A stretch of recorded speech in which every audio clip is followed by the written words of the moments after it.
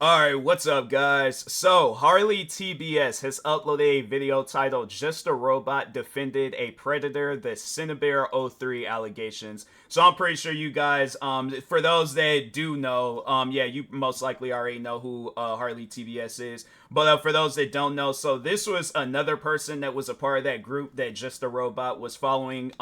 I think at both VidCon, because I know they said that he sat behind them or next to them. I think it was like VidCon 2024, but then he was actually like following them around in VidCon 2023. And despite what he's like, oh, I wasn't following. Yeah, he's just only saying he wasn't following them because they ain't have him on camera. And of course, ain't nobody gonna be running around like record you and following them and things. So yeah, it's just how him and his fans, how they think and how they operate. They're like, oh, if there ain't no clear proof of me doing something to you, then therefore it didn't happen. And I'm like, okay, so I guess you wasn't a part of whatever weird actions you was committing and stuff. Yeah, that's why I'm like, yeah, listening to Just a Robot and his fans, I'm trying to think, what could it be equivalent to?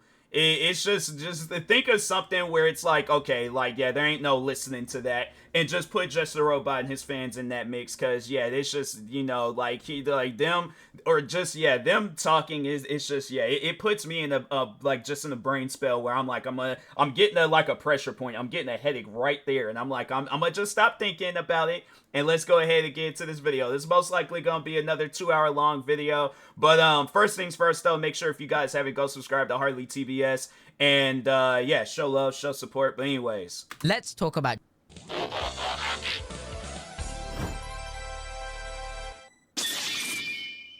Before I talk about Just a Robot's terrible defense of Synnibear, I feel like I need to mention that I am about as biased as I could be here. I hate Just a Robot, which might be a surprise to some of you who've seen our past content together and may have, rightfully, assumed that we were friends. I did too, until he let me know that we were never friends. Yeah, this response came after I provided him criticism on a thumbnail he made that drew comparison between disgraced YouTuber Spoctor and EDP445. I mean, yeah, Spoctor was a bad person. Shocker, I know. But he wasn't meet up with a miner for a cupcake bad, and the Tin Can's only defense for this video was that Hopeless Peaches and Lyle Convoy, two people with impeccable track records, clearly would agree with him. Not to mention that it wasn't just the thumbnail, the actual video itself was just as dog, with the thumbnail just being some icing on the cupcake. After I found out we were never friends, I cut all contact with him, and thank the Lord, I've only had the displeasure of interacting with him when he's attempted to speak to me at conventions, but that's a subject for later in the video. So, I'll avoid being a complete arsehole here, but for me, this has been a moment that provided more healing than my therapist has ever been able to give. Not to mention that since then, I have been in this man's nightmares. Sure. After dealing with this stuff on and off again for 10 years, I actually deal with, I have dreams about working on internet drama videos. That's funny. Yes. No, I need to make this video with my best buddy Daft to defeat the coalition of Creepshow Art, Hopeless Peaches, and Harley TBS, and then I, like, realize, wait a second, none of this makes sense, the timeline is all wrong, the alliances are all wrong, and then I wake up and I'm like, oh, it was a dream. He cannot stop talking about me. That's, I don't think I've ever had, even when Just a Robot, and I mean, like, he was really trying to take me down on YouTube. I don't think I ever had no dreams about it. I guess, like, with me, though, with content creating, I don't allow it to affect my personal life, so, like, yeah, I separate, like, the TMossBoss lifestyle from the Tyler lifestyle. Like, outside of content creating, I'm chilling. Yeah, with content creating, I'm trying to, like, find the latest game to play, find a video to react to, or, it's like, it's hectic at times. And but I will admit though, like, just as I'm just, being me and just, like, separate myself from content creating, like, yeah, I still try to, sit down and think about, like, okay, what could I do for a video? So, like, my mind just always stays content creating, but not that much though. Not where I'm having, like, nightmares and things. I would like to hope and think that I don't ever have nightmares about content creating, but I don't know, like, with me now, it's like, even when I have like bad dreams, or like dreams that would, like, to most people it would be scary, I wake up confused. Like, I'm like, bro, why was a bunch of mannequins staring at me? Like, what? I'm like, does it mean something? I'm like, hold on, let me look this up. There's like, oh, it means good luck. Oh, okay, cool. I'll go and dream about being in a haunted house with some mannequins there. I'm like, dap them up and things. Yeah, I take bad dreams. Like a bad dream to me is like, somebody that I care about, where it's like it's a negative dream about somebody that I care about. Then I'm like, okay, I don't ever want to have a dream like that, or even myself. But other than that, I'm like, yeah, I don't really be having like no bad dreams. Not no, at least no bad content creating dreams. But anyways, even if I'm not involved. The problem, well, they also leaked the call we had, and then that's when Who did they leak it to? Who did they leak it to? You know? Oh, this is the Leo Convoy via. I will have to check my DMs, but I think it was like people who like Lin and Harley and people who don't like me. I don't know if Harley's heard it. I know Lin did, and I did. I don't think Harley did, and that doesn't matter if Harley did or not. You two squashed the beef. That was the important aspect of it, Jar. I'm sorry, but that was. And is convinced that I'm going to end his career. Currently, the rumors state that Harley is planning to deplatform me, and I'm like... Well, I suppose that last one isn't entirely untrue. But the ironic part is that his worst nightmare would have never come true if he didn't make this video. I never had any intention to make a video about him. Bias out of the way, let's talk about Synnibear03. Yeah, it's like, oh, this could have been avoided. It's just something that it's like every time when that gets brought up, him defending Synnibear, it's like, for what reason? That's the thing that always... Because, so, I guess, like, for those that are new to my channel and you don't really know who I am, so, yeah, I've been going at it with Just a Robot for 9 years. I know I sound like a broken record and things, I guess, to those that are frequent watchers of my videos. But for those that are new, yeah, I've been going at it with Just a Robot for 9 years now. And it's crazy how, like, it just pretty much made a full circle. That's how me and him, how we got into it, was that he was upset at the fact that I defended YouTubers that do reaction videos. Nothing wrong with it. You see a lot of different, at the time being, yeah, it was like a trend to hate on people that do reaction videos. Now it gets recognized as its own bit of content and things. I mean, you see people reacting on TikTok, Twitch, YouTube, probably some other platforms out there and stuff. But I just find it so weird that it's like, okay, I know I'm not going to get, well, yeah, I guess, like, for people that don't like it, but overall, it's like, yeah, no, I'm not going to get called out for doing reaction videos or defending people doing reaction videos unless it's, like, a hater of reaction videos. But you, on the other hand, whether you're a fan or a hater, it's like, people are going to look at what you did and be like, yeah, that's weird. There wasn't no reason to defend this YouTuber. You literally had people around you telling you not to defend this YouTuber. I have yet to somebody that knows me personally tell me, hey, don't do a reaction video. Don't do reaction videos no more. I have yet to people. No, fun fact. I remember when I started working at my old job. I worked at this cafe in Seattle, and I had told my manager that when on the like first interview that I was like, oh, before this I was just mainly focused on my YouTube career.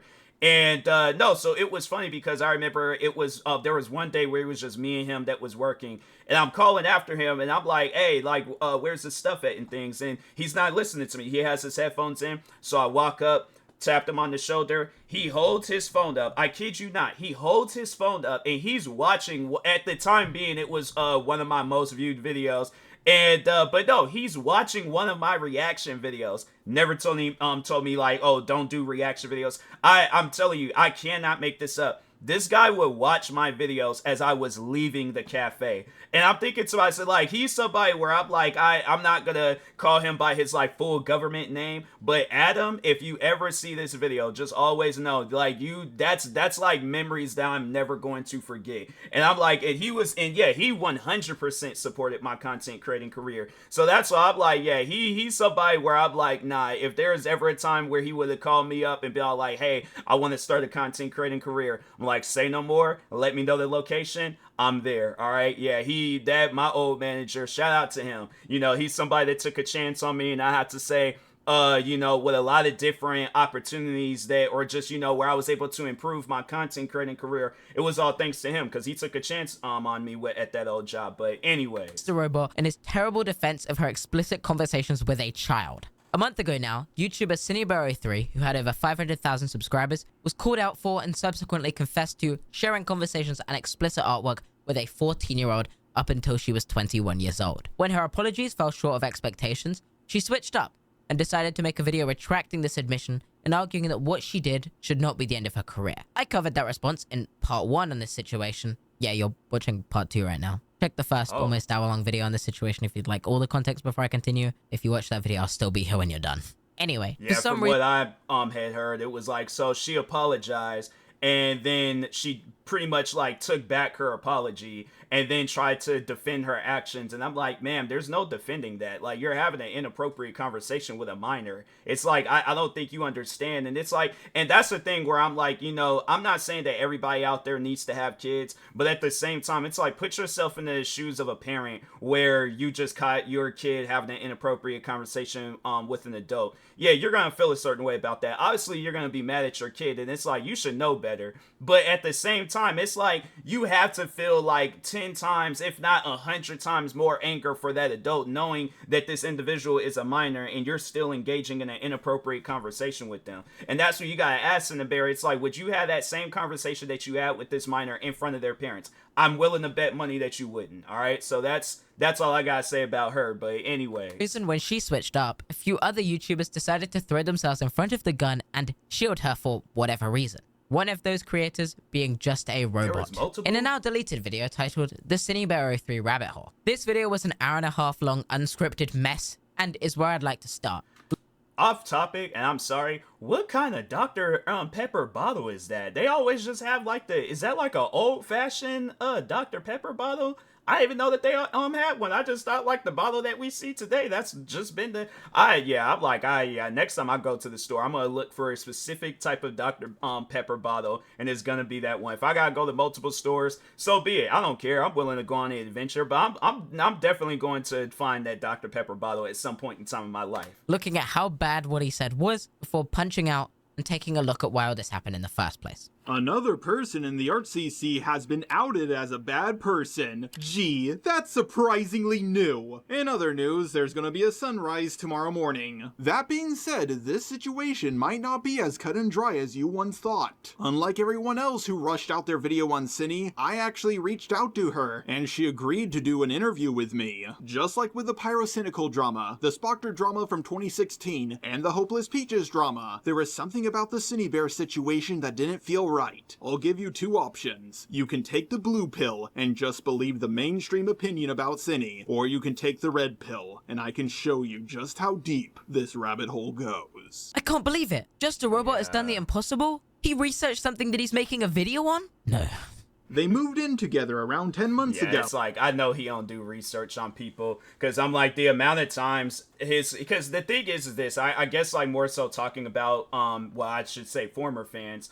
But the thing is this, I don't know how many times they've been like, oh, your channel is dead, you don't get no views and all this other stuff. And I'm thinking to myself, I'm like, okay, I don't know about back then, but I'm like, I know for sure now I'm getting views. But it's still something that they say today. And I'm like, okay, if you guys actually did your research, I have numerous videos with numerous views on them. So that's why I'm like, I don't know what videos you guys are. They're like, oh, it's your recent videos. I'm like, okay, so what if my recent videos don't get a whole lot of views? That's like getting on McDonald's, where it's all like, oh, you guys, you're this big franchise, but you only get like maybe a few customers. I'm like, all right, maybe it's the location, maybe they, you know, people are tired of it. Regardless of the situation, still, this is going to be a big franchise. So how I look at it, I'm like, fam, I had my highlight moments of my career where, yeah, I had videos hitting millions of views and stuff, and I'm happy about that. They ain't gonna have that get taken away from me, but yeah, overall, at the end of the day, though, it's like, yeah, they refuse to acknowledge stuff, and even, yeah, with Just a Robot, they refuse to acknowledge things or look deep into stuff to understand. And I mean, even prior beforehand, it was said that he didn't do no proper research on this Synnibear crap. He just only defended her because, oh yeah, that she had nice conversations with me as I went to sleep. You, man, come on now. It's things like that where it's like, bro, be realistic. But unfortunately, their friendship didn't last. Last time I heard about two ArtCC people moving in together, it was Kai and Omnia, and yeah, we all know how that turned out. This man cannot let go of the past. Back in my day when Kai and Omnia go outside. Ironically, Synni brought up that she was moving in with Jack at the very end of her Spoctor video. I'm moving out soon. My original plan was to move out in January, but things have changed. Jesus Christ, is she a ghost? She's done the interview from beyond the grave. What is this filter? As they were living with one another, someone made a document accusing Synni of doing very bad things with minors. Jack called Synni out for this, it made a video, the video absolutely blew up, and tons of people also made videos on Synni. I, along with many other people, wouldn't have learned about this situation for a lot longer if Jack didn't make its video. There are 2 docs that compiled all the evidence of what Synni did. The first one has 111 pages. Sure, it's long, but it's mostly just screenshots. The most severe allegation in this document was that Synni was grooming a 14-year-old by sending them inappropriate pictures. Unfortunately, the doc is so long that most people didn't look at it in its entirety, and if they did, they didn't look at it very carefully. Subtle foreshadowing. Did you look at the messages between Synnibear and Eno in full? Admittedly, no. I skimmed through a lot. I know that makes me a very big hypocrite, because I was like, oh, people didn't look through this carefully, and I saw some people like looking through it, but like it was just like, I looked through the first doc pretty carefully, but the first doc just had so much nothing, just like, oh, her character is in a sexy pose. But it's like, still, my thing is this. If there's a YouTuber, regardless of whether I know them or don't know them, my thing is this. If there's some crazy allegations being said about them, right?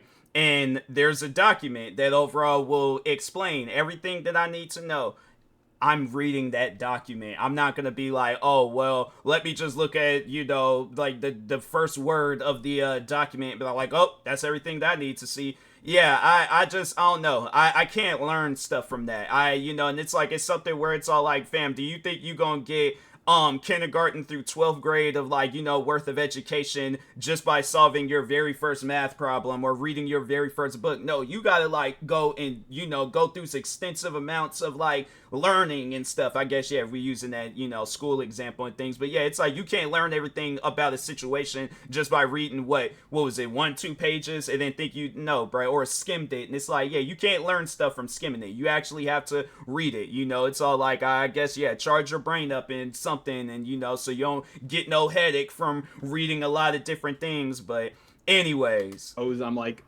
okay. So let me get this straight. You had access. You knew it was available because it was in the reply. Synnibear had put the link to the full logs that was available to you.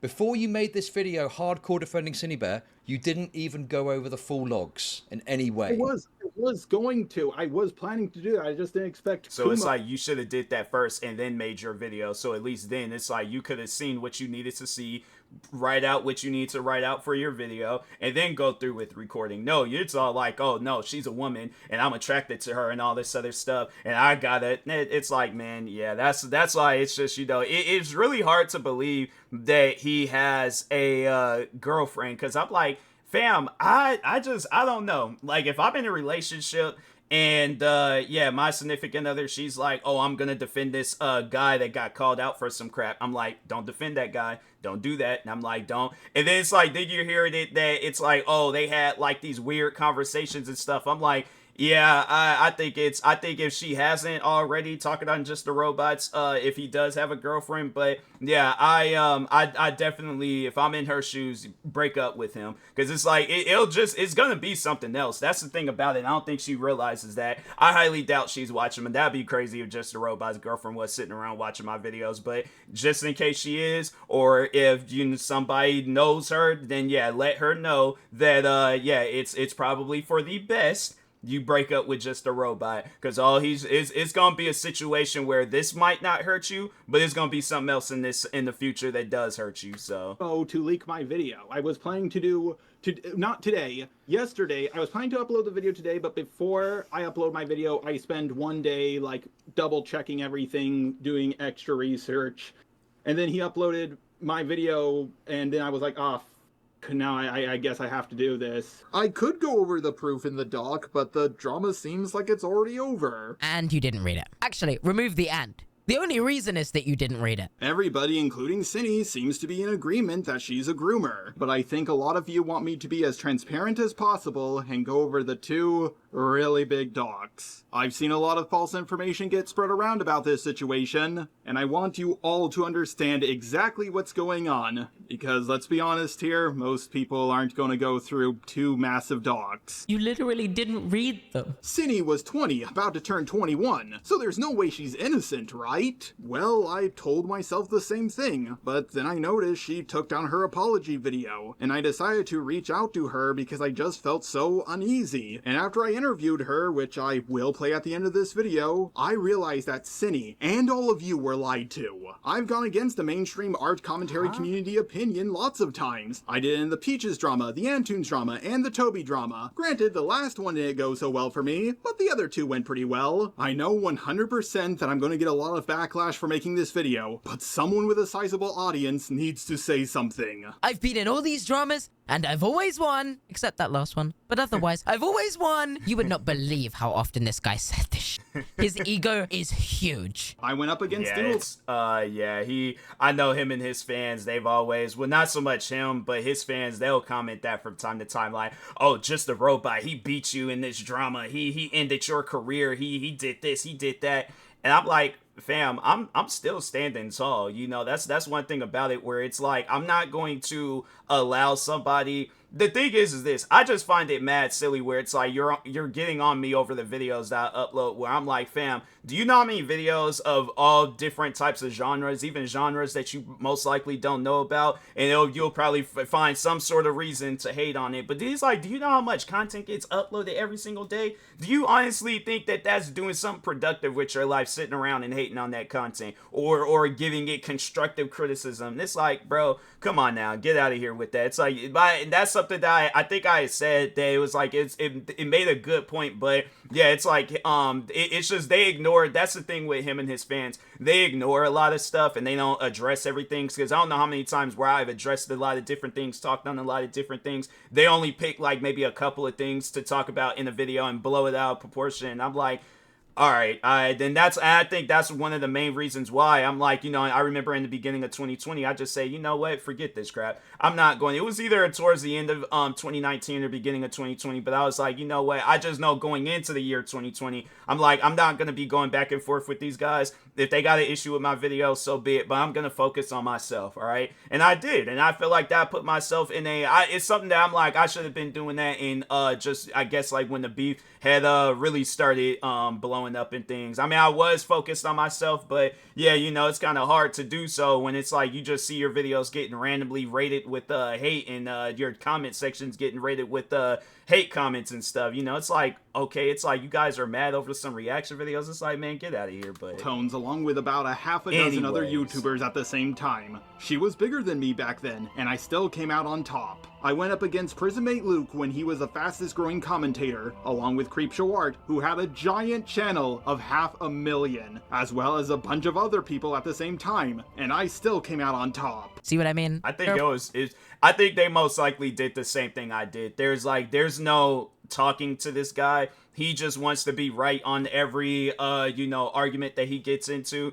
So yeah, that's why it's like, yeah, I think they all just played their cards right, and they're like, yeah, I'm pulling out. I'm done. I'm not, maybe pulling out shouldn't be the right words. Pause on that. But what do they call it? Where it's I'm out. It's like when they be playing poker and they're like, I'm out. And so yeah, I think that's what most people did in the situation with you. But anyway, probably near 100 of these scattered throughout the channel. Some of you may bring up that Jack and Synni were best friends, and it would be in denial about what their friend did. I ain't got no water, bro.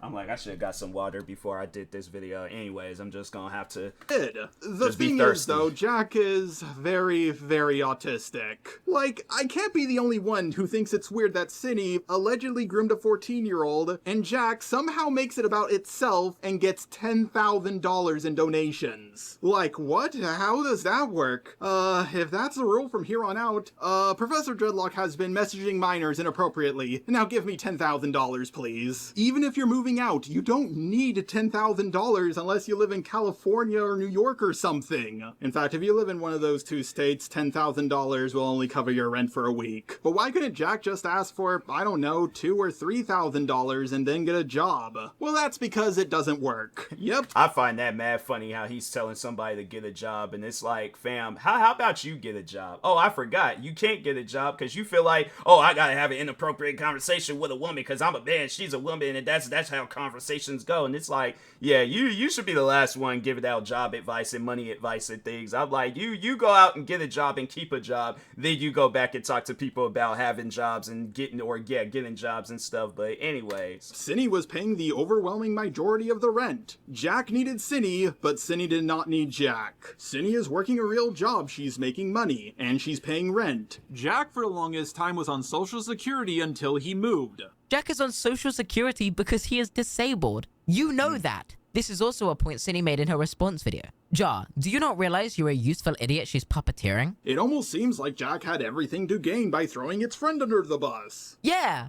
If we ignored that he lost a house, which you're trying to argue he was living in for free, when he can't live with his parents due to alleged past abuse, a big content creator friend who could promote them, someone who has made videos defending them in the past, and more, I'd argue he had more to lose by making this public. Calling her out is not at all worth the risk of being homeless and off benefits, both of which Jack would have been if he had not run the fundraiser, with him still off benefits regardless. He lost everything and had to start again. He'd have been better off not covering the allegations at all. Jar, the document had all the proof. I mean, look how many pages it had. All that evidence must prove that Synni's a groomer, right? Well, actually, no. There's not one shred of evidence that Synni groomed anyone. What? There's not one shred of evidence that Synni groomed anyone. I know you didn't read the document, but regardless, holy I cannot believe you had the confidence to say this in a video you knew was going to be the most dangerous video you've ever made. In the second document, there are screenshots showing that she knew the minor was 14 and still sent uncensored essay comics to them. If you spoke to her before making this video, then you could verify that these conversations are real, and if you knew that they are real, then it would be simple to disavow what she did. Now, I want to make this 100% crystal clear. Synni did 100% speak inappropriately around minors. What? This video is actually insane. You cannot. I can see why he deleted that video, because I'm like, that's something where. But the funny thing is, it's like he could delete the video, people are still gonna re-upload it and all that stuff. So that's just that part of the internet where it's like, you can't escape it, you know. It's like you cannot escape it. That's something that I'm like, that ain't even like put like a little, you know, like a stain or something. Nah, bro, they straight gave you the Carrie treatment, bro. They poured all that pig like that. It's more than just a little stain, bro. Like, nah, man, that's a marking. I'm like, that's a lash. I'm like, nah, bro, you messed your career up on that one. And my thing is this. I'm like, if it could be for people, yeah, there's been times where there's content creators that I've been a fan of. Well, yeah, EDP for an example, but just even outside of EDP. But yeah, there's been times where I have heard stuff of a content creator to where I'm like, okay, well, you know, I don't need to see no proof. If that's what the case may be, and I'm like, and they're not trying to deny it, or they didn't do an apology, I feel like the apology video right then and there should have been enough alone to be all like, well, they had to have done something, and I can't support that creator no more. So, yeah, it's just stuff where I'm all like, yeah, I've heard some things about creators, and I'm like, nope, can't fool around with them no more.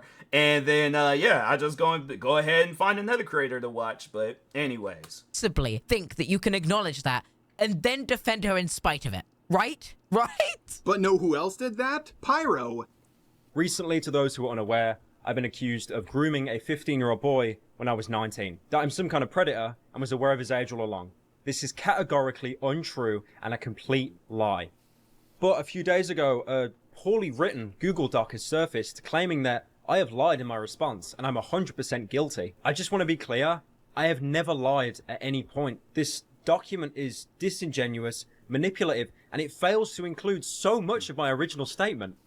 This document makes, like, insane assumptions based on limited and broken evidence. It's not hard to dismantle it. It's just annoying that I have to be the one to do it.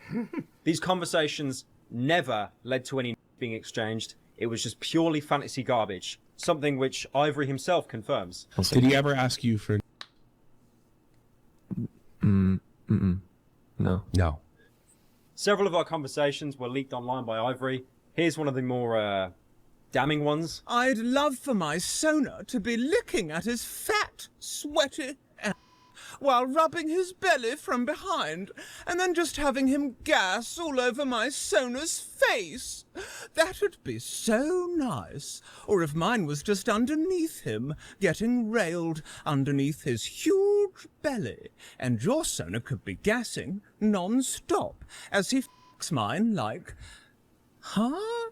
Well, to be honest, I'd pick you up, hug you while... Well, to be honest, I'd pick you up, hug you while rubbing you against my huge, sweaty moobs, then kiss your cheeks, telling you how much I loved you, and then kiss you on the lips and let out a hard, long belch into your mouth. What? Come on. I mean, yeah, we shared some fat furry art. We had some... I just... Yeah, I'm like, that's something where I would judo flip a woman if she belched in my mouth while kissing me. That's something. I don't condone violence towards anybody, but yeah, that's where you just gotta take the arm and give her a good old fashioned flip. And I'm all like, okay, now that was a warning shot. Don't let that happen no more. That's just weird. And it's like to be having that conversation with a minor. I'm like, bro, you gotta understand why a person would look at you. I think that was the context of that message, but. Yeah, that's some weird stuff, man. Whether the minor is saying that to the adult or the adult saying that to the minor, I'm like, somebody gotta get blocked after some stuff like that. I'm like, it's a weird conversation, but anyways. Weird fantasy roleplay. But there was no sexual interest. There were no names exchanged. His name, his appearance, it wasn't important to me. He never once disclosed the fact that he was 15 at the time these exchanges commenced. He didn't include his age in his bio until he was 16, but I was not on Twitter between the 28th of December 2016. Why is it so hard to ask somebody like for their age? My thing is that if a girl messaged me and she's flirting and all that stuff, I am going to ask. I feel like, especially in this day and age, it's like, yeah, you have to ask a person how old they are and stuff. So yeah, it's definitely something where I'm all like, how old are you? And she's like, oh no, you don't ask a woman her age. No. I'm going to ask you that question again. And I want just a straight answer, okay? Not let's beat around the bush and it's like, what did your birth year, okay? Does it start with a 19? Because if so, cool, we can proceed on with this conversation. If it starts with a 2000, I'm like, okay, what era of 2000? Are we talking like 2000 George Bush time or 2000s like second term of Barack Obama? Because if it's that, then I'm like, this conversation is gonna have to end. But if it's like early George Bush, like first term George Bush, then I'm like, okay, then I'm like, conversation. I'm gonna go in, but I'm gonna go in on drive. I ain't gonna just full on gas it, and but. What's wrong with asking the person of their age? I think, yeah, it's just like I said, in this day and age, it's like you gotta ask people for their age, just so I guess it can prevent you from being in a situation where it's like, okay, like, I ain't gotta go out and do no video like this. I'm like, my thing is this: I'd rather offend a woman asking her about her age than to offend a whole audience by like, oh, I didn't know of their age. So yeah, it's one of those things where it's like, man, come on now.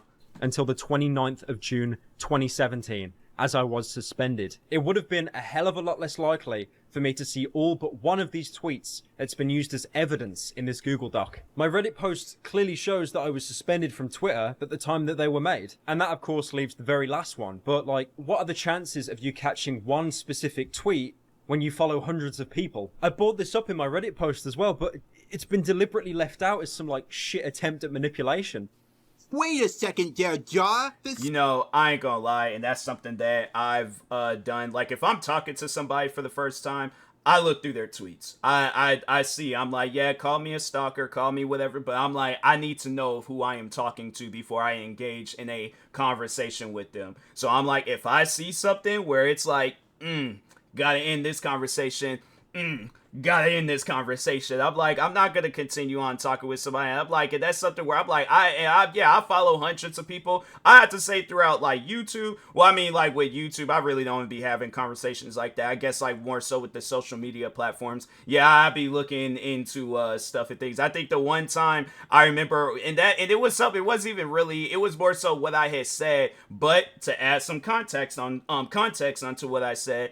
No, so it was a situation with one of Just the Robots fans where they included me in a tweet where YouTube was making a serious tweet about people that were involved in a mass shooting, and they included, or they responded to that tweet, not even in like, acknowledging what YouTube was originally talking about. No, they wanted to bring up that I upload reaction videos onto YouTube and stuff, and I'm thinking to myself, this is not the time to be talking about that. So yeah, I'll admit, I think, but so no, that's the thing about it. Somebody did say that this was an adult, but if not, oh well. At the end of the day, I don't feel bad for what I said. But I did say something along the lines like, I hope your throat gets ripped out by a dog or something like that. But yeah, I was mad. I'm like, it's something where I'm like, no, fam, you out here trying to bring me up in a part of something that it's like YouTube's trying to talk about something, or they talking about something serious. You're trying to bring up my reaction videos. Of course I'm gonna be mad about that. I guess maybe if I could change it up, maybe not get it, because I'm like, yeah, that's pretty aggressive. Maybe I'm like, I you know, like, I hope you get kicked in the throat or something. I guess, like, you know, it's like your throat's still there, but it, you know, you're gonna be talking a little bit raspy. It's like, yeah, you know, get a good old-fashioned sweet chin music, have you talking like Shawn Michaels and things. So,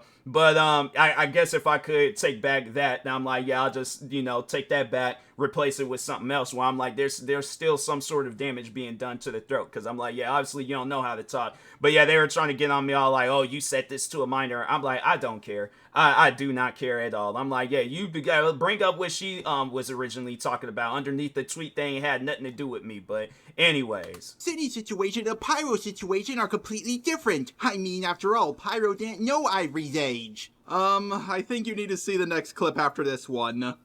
When Ivory linked me his Twitter profile, the age in bio says 16. This is something I acknowledged in my Reddit post, but to be fair, I probably didn't elaborate enough on it. In retrospect, I never should have continued the furry stuff with him once I learnt of his age, even though at the time I didn't see it as a problem. Why is it that people feel like that they gotta have? I'm like, you know what? The thing is this, all right?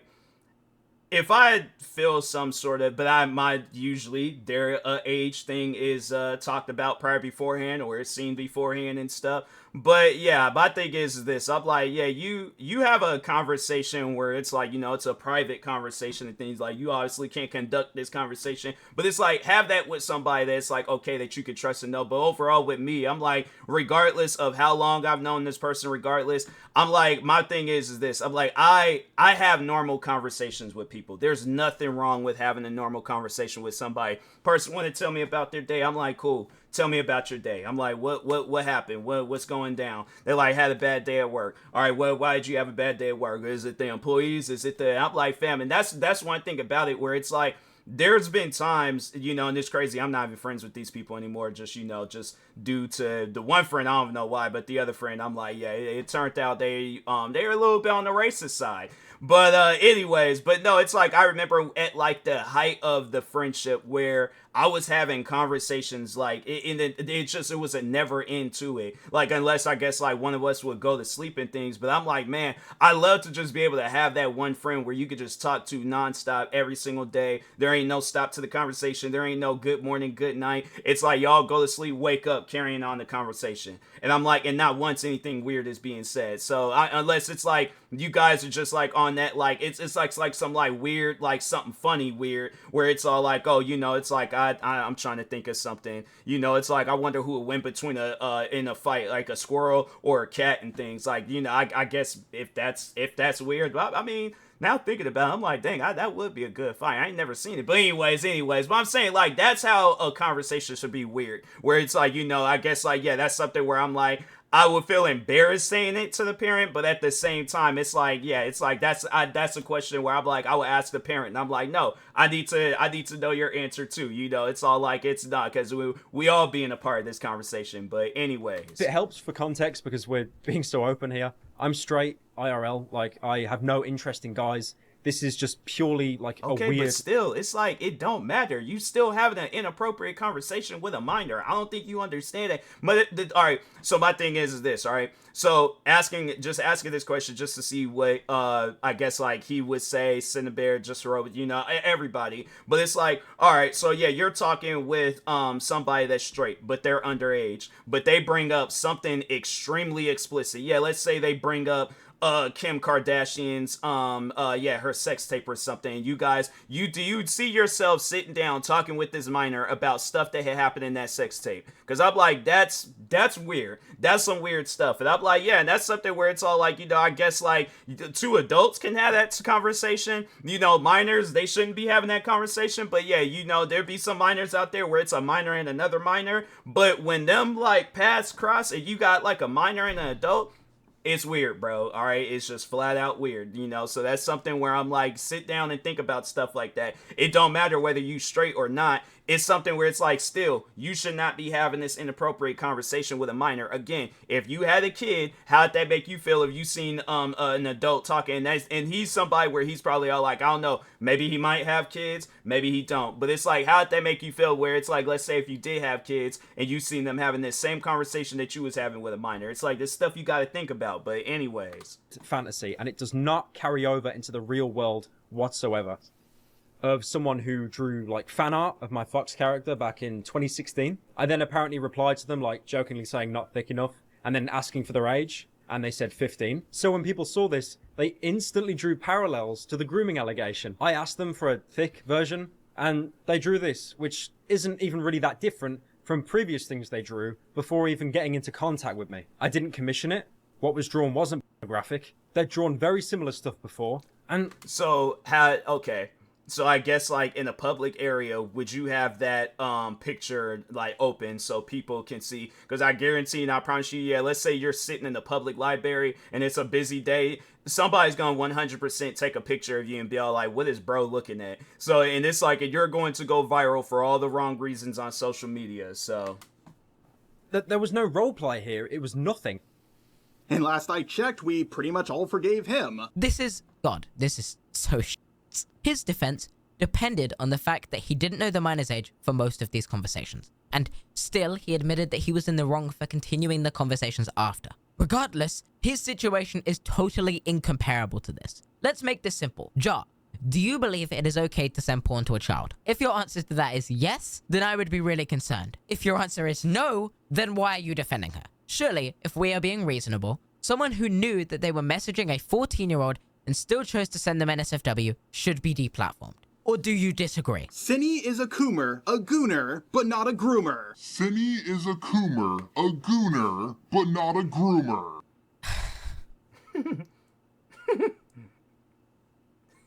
You just gotta take a break. Grooming requires. That's what I'm saying. I'm like, that's why I have to say for the longest, like this will probably be the most amount of Just a Robot content that I've seen, like in the recent months and stuff. But beforehand, could not watch a video of Just a Robot. Couldn't even. I remember the very first video that he made on me, and people were telling me to watch it. And I'd never sit down and watch videos there like somebody's like hating on me or upset with me or any of that stuff. Because I just remember the one time it was these two guys, they did a live stream talking about me and somebody sent it. And so I was watching it and the guy, he was just ranting about, he was upset at the fact that I deleted his comment. And I just, from what I remember, he was all like, you know, it's one thing when you say this and you do this, but man, when you delete my comment, oh boy, I'm telling, and I'm like, hey, you know what? I'm not gonna go ahead. I'm not gonna watch this live stream anymore. So yeah, after that, then I just remember with Just a Robot when he uploaded his video about me sometime later. I was like, I remember watching the first 3 minutes of it, and I'm like, I'm not gonna sit down and watch this. I'm like, I am not gonna watch this at all. I'm like, there is no way possible I could sit down and make it through this video. So it did to me. Just another, you know, little thing from this whole situation was that he was so upset at the fact that I didn't sit down and watch the video, and I just blindly did a video talking about his, because I guess there was things that he wanted me to address and talk about and all that stuff. But didn't you just do the same thing with this Synnibear YouTuber? You didn't read the documents about her. You skimmed it. So I guess in my defense, if I could use his words, because he's done that to me at times, I'm like, let me just use your words against you. I skimmed your video. I seen what I needed to see. That's why I made my video, you know, or yeah, I guess like my imaginary friend, he was getting ready to leak out the video. So my video was rushed, right? You didn't give me time. I'm gonna need about 9 more years to do a proper response on your first video on me and things. But anyway, intent and a desire to get with someone. Cinny did neither. If you want to get with a 14-year-old, you have to be a pedo. Again, with the cherry-picked definition of grooming. Cinny's now deleted a response tried to do this too. To save some time, I'll just replay what I said before. For some reason, she's under the impression that you need to check every box on this specific definition of for you to have done so, as if it's the fair use law. And she would appear to believe that her reaching out to a 14-year-old fan, sending them essay comics that she'd created, and then asking this child to draw NSFW for her was not A, are taking advantage of a power dynamic, or B, are communicating inappropriately with a child. Let's not mince words here. Even if we decided that she wouldn't meet the definition of she should never be allowed a platform. You sent to a kid, you asked a kid for and you exploited the fact that they were a fan of you to do so. You took advantage of your platform to get from a child. There is no gray area here. There is no scenario which this is a mistake you can come back from. But to prove a point, I'm going to do the silly commentary thing here where I read a definition of a word. It's defined by the Metropolitan Police to be when a person builds a relationship with a child, young person, or adult who's at risk so that they can abuse them and manipulate them into doing things. You found a vulnerable child and fan who you admit was already isolated at the point you met them, exposed them to sexual content, which I feel would meet the bar for abusing them, and manipulated them into creating pornography for you. In my opinion, that would meet the Met Yeah, Police. and then just to elaborate on the word relationship, because people will be thinking along the lines like, oh, they include the word relationship, so that means it gotta be somebody where you consider them a boyfriend or a girlfriend. The thing is this, and I've heard that so many different times where people will talk on their friendship, but they'll use the word relationship and things, and this is more so used with the older generation, but I guess like, yeah, now with the younger generation, they'll find like other words to use. I guess that would be like a synonym for the word relationship and things. But anyways, like, yeah, you'll hear it where it'll be like somebody of an older generation, like let's say it's like two wrestlers or something where it's like Stone Cold Steve Austin and Dwayne "The Rock" Johnson, where Stone Cold, he'll be conducting an interview and he'll be like, oh yeah, you know, my relationship with The Rock. That was the best voice I could give you guys. All right, don't judge me for that. But yeah, he'll say something along those lines. He's like, yeah, my relationship with The Rock, it goes, it'll go deep. Pause. But anyways, but yeah, it's like he's just overall describing like how good of friends they are. So yeah, at the end of the day, it's like, you know, that's what they overall mean by that word relationship. It don't necessarily mean it's like, oh, you gotta be a couple, boyfriend, girlfriend, boyfriend, boyfriend. Like, no, overall a relationship, it's just overall, you know, somebody talking. It's a way to describe like, yeah, you know, some sort of connection that you have with another person, and it don't have to be on like, you know, no like sexual or, you know, yeah, like some couple type stuff. Like, yeah, it could be you describing a friendship, and I imagine like that's how this Synnibear YouTuber seen that person. But yeah, like how they were Harley was saying, it's like they took advantage of that individual. It's like they ain't no friendship. So anyways, this definition. If you guys are canceling Synny for this, then why isn't Jack getting any hate? Look at the end of its video on Synny. His avatar along with her avatar are stripping while being on poles, and this video wasn't age restricted.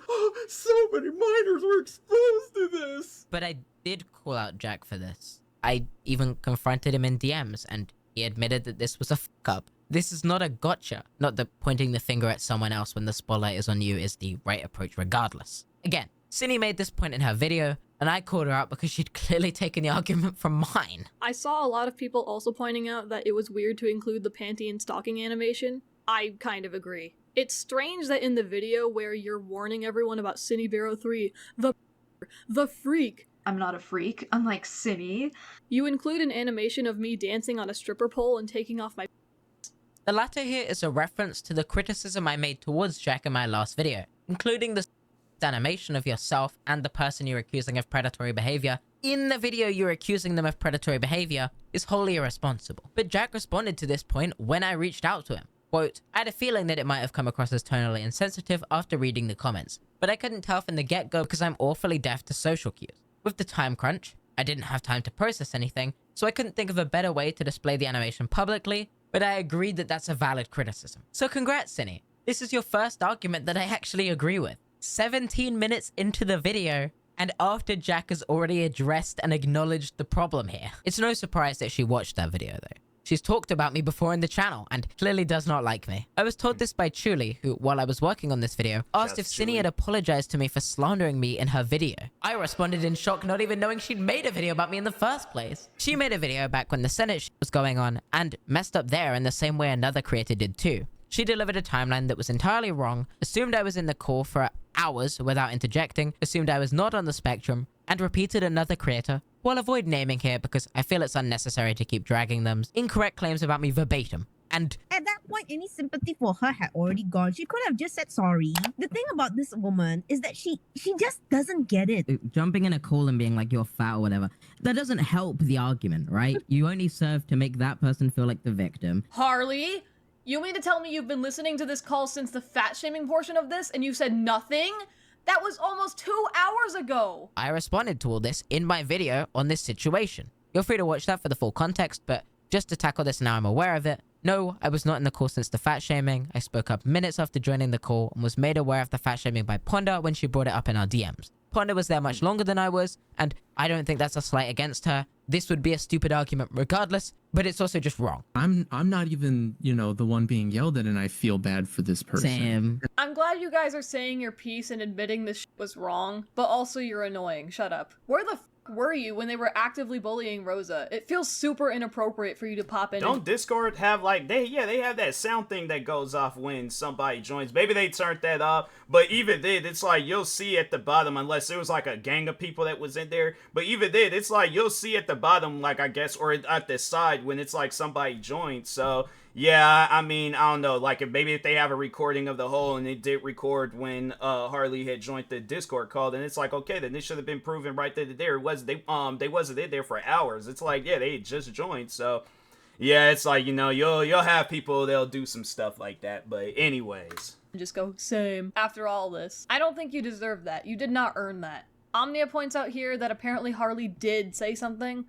They just said it to Ponder directly and didn't say it in call. Good for Harley, I guess, but it ended up not being helpful. When did you text this in relation to the call? It says it was sent at 3:51, but I don't know what time the call started. I say Ponder responded pretty quickly after that, so I can assume she entered the call a few minutes after that, or maybe 30 minutes after that, if I'm being generous. Then after listening in for a bit, that's when Ponder speaks up. So assuming it took Ponder no more than an hour to see your text, enter the call, and then listen in long enough to feel the need to interject, that would mean that Harley took at least an hour to say literally anything. Harley may have listened in for longer than that. They said they were here since the fat shaming happened, but that leaves room for them to have listened in for longer without doing anything. Please correct me if I'm wrong. I don't think you have a leg to stand on. I said this to Ponder when I noticed them in the call, minutes before both of us spoke up. Why would you assume this was hours before Ponder joined the call unless you were acting in entirely bad faith? I did not say I was there since the fat shaming. That was an assumption you made because you didn't do your due diligence. You can literally see when I joined the call in the recording. Just can't help but say that I'm sorry. Sorry. For what did you do? what? What'd you do? Come on, Rosa. Come on, girl. Come on. What did you do, Rosa? Come on. I already said it to No, you Ed. didn't. No, you Say it didn't. again. You lying piece of All right, garbage. I have a better question. Are you sorry that you did it, or are you sorry you got caught? That's too complicated for this Sorry, much mouth. Dada. But no, I want you to respond to Emmy Did it. directly, properly. You did what? What Sorry did you that do? I- Come on, girl. What'd you do? why is he talking to her like I that? already don't told you about the situation. No, you didn't. You made excuses for it. And this is Say it why I don't again. think this person should take your apology with any sort of seriousness to it. You worthless idiot. This is the moment where I join the call and immediately start to try and figure out what was actually going on, posting messages in the chat asking what is happening, and then immediately saying that this seems like an incredibly poor way to handle the situation, as I go to Ponder's DMs and I send them a message saying, what the f is going on in Senate? Within 3 minutes of joining this call, I had a conversation with Ponder where we both regarded Senate as a place that we were uncomfortable with because of the bodily insults and other derogatory terms that are used against these people. In that time, the following was said in the call. Please, this isn't going anywhere. Oh, That's no, because it's you not. don't If want it's it. not going anywhere, then I'm just gonna hang up. No, I mean no, that's fine. Rosie. I can get a hold of your mom. I Rosa? can get a hold of your mom either way. So, do you want me to call her while she's in the middle of going to bed at night, or do you want me to call her early in the morning? Which way is she more likely to hit you?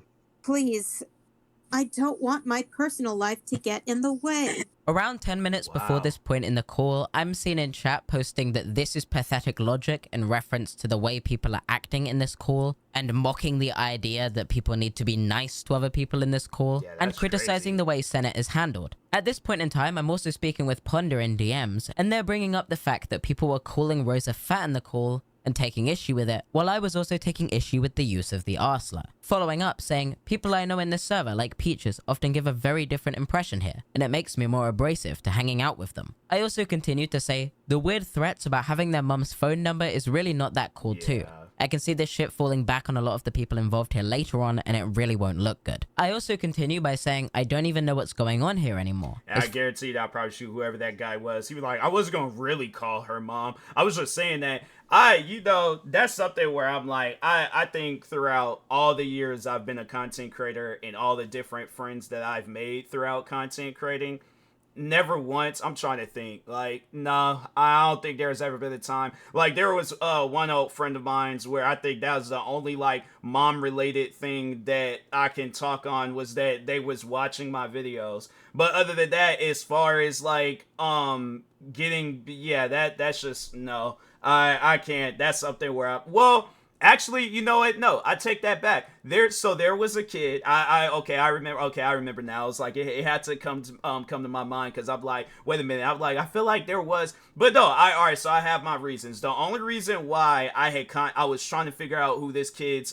family was, it's because the kid was threatening me, and I'm thinking to myself, like, okay, like, maybe I could find out, like, go just based on where because he did have, like, his locations thing on his social media accounts. So it's like, okay, maybe I could find out, like who, I guess, like, maybe, like, somebody could have this kid's last name that lives in this area.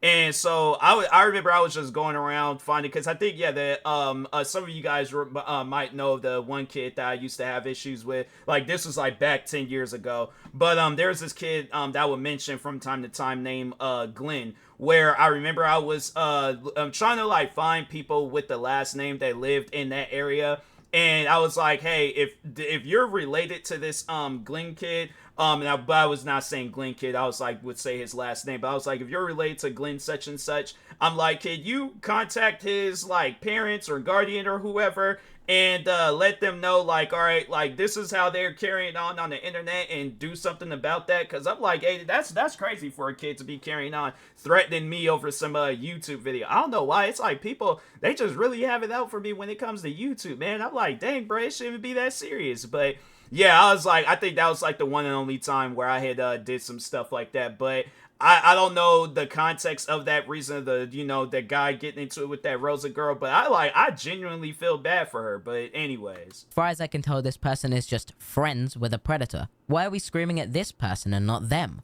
Why are we threatening to dox this person and now them? Ponder responds saying they have no idea, and I continue saying, this is really concerning. I don't know how people in here get pleasure out of this. I don't know why we have a ton of completely uninvolved people tuning in to get angry. I need to jump in and Sorry, ask go ahead. something. Go ahead. Admittedly, I haven't been here for very long, so I didn't hear the start of the conversation, but I do need to ask, do you guys actually think that the throwing of insults and blatant, like, I'm not even gonna get, like, sugarcoated, this is bullying. Do you really think that this is helping? Or do you think that this is just gonna make Rose feel like she's the victim in this situation? Do you I don't know, I think it's she's going funny. to maybe victimize herself because you are actively bullying her? I guarantee, and I promise you let that, something that's, like, equally damaging or equally upsetting, let that happen to them, then that's when it'll be stuff like this, they'll come to mind, and they'll just be all like, oh, well, I guess I had messed up on that. I guess I was all like, yeah, it's like, get a taste of your own medicine, then answer that question. Apparently have been doing it for 4 hours. Well, we haven't been doing it for 4 hours. Blue actually handled the call for the past 2 hours. Going on for 4 hours. The call has, yes. And but at this point, this been going on throughout the whole fucking call? No. Because, like, I haven't been listening very long, and I'm really, really disappointed with what I've been hearing. Like, I'm not defending Rosa at all. I don't really know much about what she's done, aside from, like, she was dismissing someone being a predator. But, like, what the prompted all this bullshit? Do you want an answer to that? Yes, I want an answer to Okay. that. What prompted this is Rosa not taking it seriously when we have one of the victims of this predator in here telling them exactly what they did, constantly making excuses for why what they did was fine, essentially, telling us that having a couple mean tweets thrown your way is equal to that of being preyed on as a child by a predator because they're equally bad.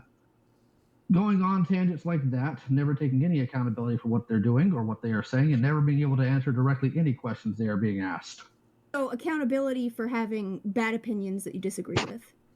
Not bad opinions that I disagree with, more the fact that they let a child predator run loose in their server for 8 months.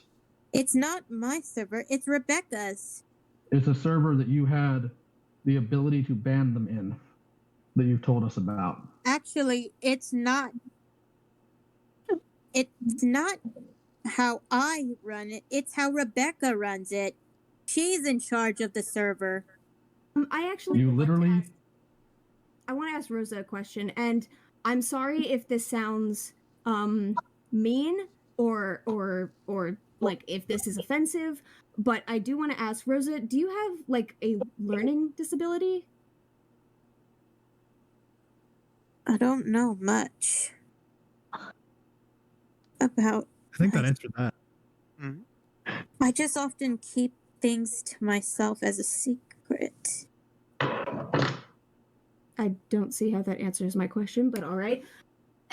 I just don't really understand how. I'm not. I feel like it might not be my place to make an assumption, but I will say that something might be wrong. And I don't mean wrong like as in like, you know, it's like a bad wrong, but like wrong where it's like, you know, she might have some sort of learning disability. I don't know. I'm assuming, but at the same time, regardless of whether she does or doesn't, I still feel like that how them guys was talking to her, I'm like, oh yeah, if it really upsets you that much, then it's like, okay, then kick her out of the server and don't have no conversation with her, cut her off. You know, it's like, yeah, there's been times where I'm like, friends done said or did something upset me, and I'm like, my thing is this, I cut them off. I'm like, yeah, it's something. I'm like, I'm not going to bully you, I'm not gonna harass you, I ain't gonna go to extensive ways of like, I guess I ain't doing none of that. All right, I ain't doing absolutely nothing that's going to keep me having a conversation with you. I'm cutting off contact and I'm going on about my business. All right, so yeah, it's just one of those things where I'm like, do that rather than it's like, you know, letting it be a situation where it's all like y'all gotta like answer for like why was you having this girl in the corner and just yeah, straight bullying her and stuff. But The constant bullying and insult, like blatant insult, like ad hominem insulting is productive in any fucking fashion. How is that helping? It literally just sounds like a bunch of you are victims and you are venting your frustration at someone who is completely unrelated to how you were victimized. Yes, I understand the one kid does have a reason to be upset with Rose if Rose had the ability to remove the person, but so far I haven't, like, it hasn't really been expressed that she actively had the ability, and it's just like she was a moderator in a Discord server. Like, did she have permission to remove people from groups? Yeah, she was did also from in the previous.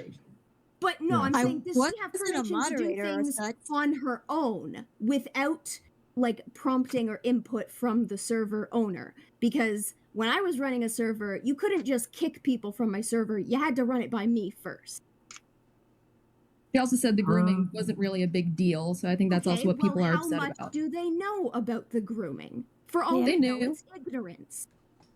They, They've seen the they evidence. literally saw the evidence for it, and they decided instead to go after somebody else that apparently just lied about them instead of the actual predator in their server. And this is something that also Star Giant has brought up, who is the person who owned the server. Okay, but how do you know that it was proven to Rosa that they were a predator? Because I've seen the information. Go ahead. Lio, I've seen videos where people try to prove that someone's a predator and is it this doesn't. that one? So this is because I know that if this is that Lio convoy, because I can't really tell by his voice, it's like the microphone sounds kind of off. But if this is that same guy that I'm like, I remember watching the one video of him and Just a Robot where they were talking. And yeah, overall, like he was talking on, I guess, like some stuff that he had went through.